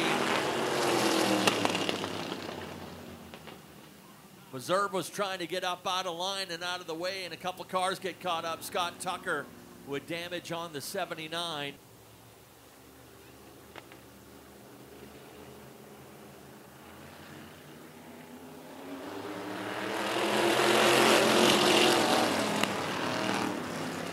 Steve Reno trying to make it 3 wide through the middle on the drop of the green. Everyone scrambling to get around the 44 of Meserve, and somebody kicking up a lot of dust. But everybody stays under green. Steve Reno having difficulty keeping the car on the track now as well.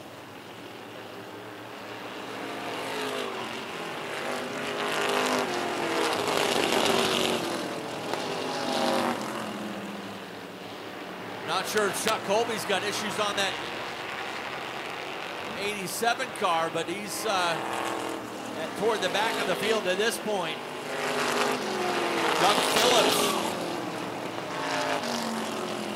Doug Phillips heads down pit road.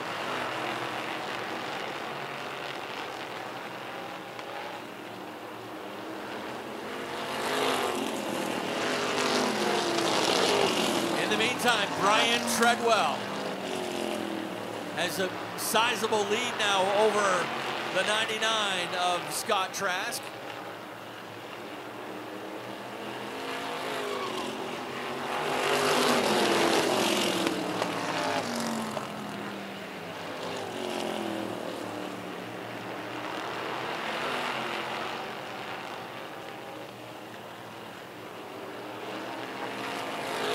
Brian Treadwell with an advantage of almost 2 seconds now over the 99 of Scott Trask. Looking for some movement from some of the top drivers in the back of the field, but nothing yet out of Chadbourne or Colby. Reed Reno able to get by his grandfather and up into the 3rd position. Steve Reno mixing it up with Zach Bowie back there for 4th.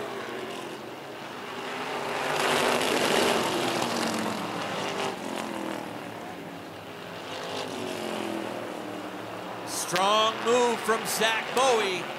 Drives out around Trask and into 2nd.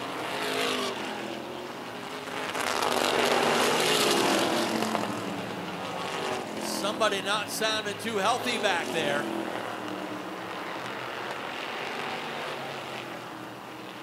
Reed Reno had a shot at 3rd for a little while, but got caught back in traffic now.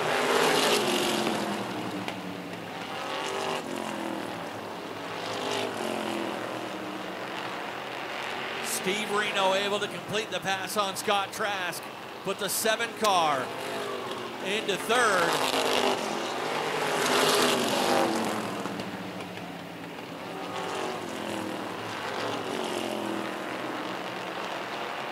Drivers working their way around Scott Trask. Chadbourne up to 4th.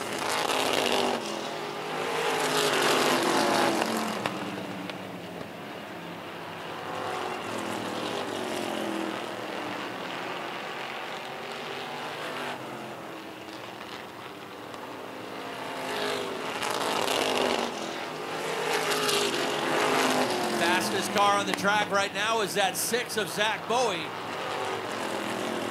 Bowie has closed up the lead that Brian Treadwell has had. Bowie right under the flag stand,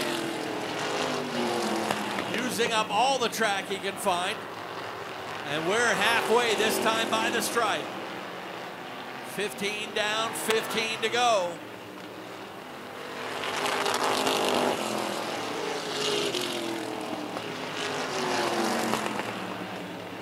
Air cleaner flies off of the 6 of Zach Bowie, and it is on the front stretch.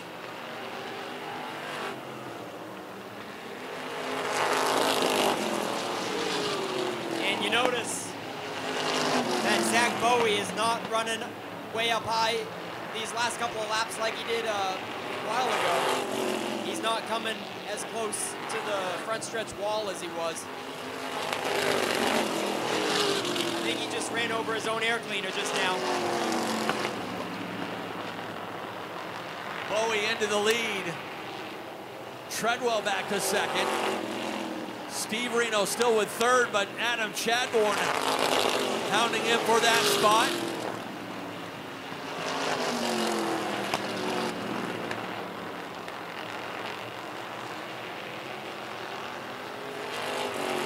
Passing flag being thrown on the 8 of Ryan Neal. Adam Chadbourne carefully working up on the high side, but we've got a caution.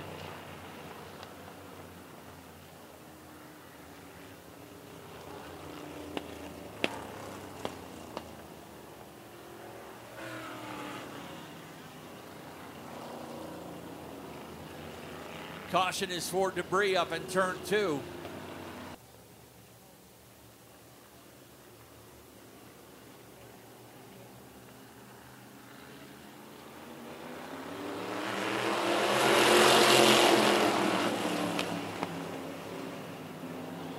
Off and running once again. Bowie able to grab the lead and dispose of Brian Treadwell. Now Treadwell contending with Steve Reno. Reno up the inside to take over second. He's going to bring Chuck Colby with him. Colby had been way back in the field in the early going in this one, and now starting to come to life in the number 87.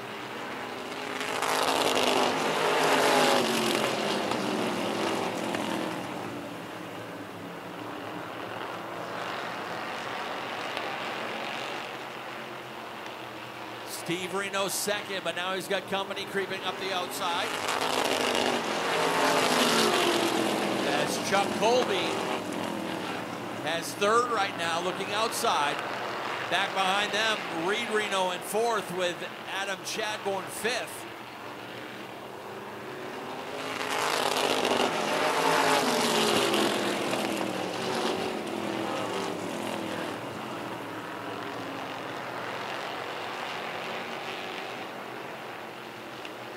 No challengers up front, but a good side-by-side race for second. Colby's and Reno's have been going head-to-head at this track pretty much from its opening 55 years ago.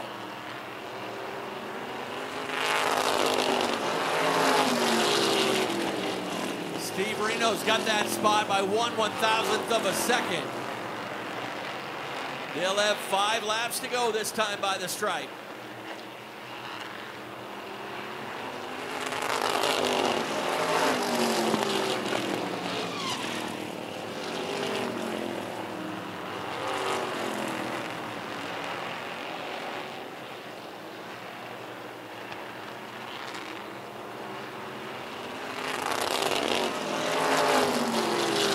Chuck Colby finally able to get around Steve Reno and take over the second spot. Now it's grandfather in third, grandson in fourth, going head-to-head for the final podium spot.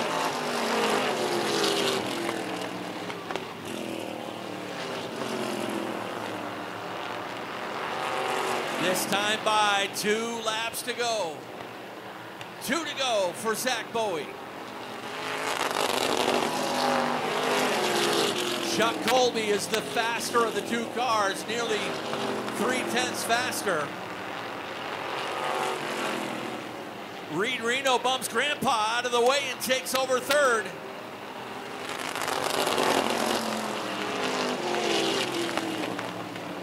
White laundry and 1 lap to go. Chuck Colby loading up for 1 try on the outside. Checkered flag ready to fly. Zach Bowie will get the win.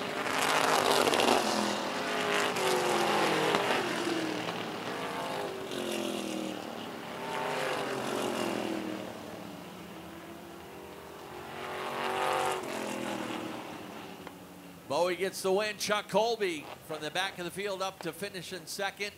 Reed Reno bumped Grandpa out of the way and took third with 2 laps to go. It gets his second straight podium finish of the night. Steve Reno finishes in fourth, Adam Chadbourne fifth. And a new face here in Victory Lane. And been a while since he's got a win here, but nice job for the number 6. 2 familiar faces in second and third once again. Let's head trackside one more time with Nick Huff. Oh, man. Where do I start? Zach Bowie certainly had an eventful race, and we will catch up with him in just a moment. Let him hear you make some noise, folks. Zach Bowie in the number 6. Wow, Zach, you and Reno early in the race went down in the grass, didn't even bring out a caution. You guys were dirt tracking it. This thing was running like crap. You got no air filter on it, taking dirt down the carburetor. Tell us about that trip to Victory Lane. You know, that's probably the worst thing about the whole day, having the air cleaner off the carburetor. We've had a skip for the past 2 weeks, racing the past mods. We came here tonight. We started working the car. It was like 12:30, 1 o'clock. So we started working, changed the distributor. We got here, still had a skip.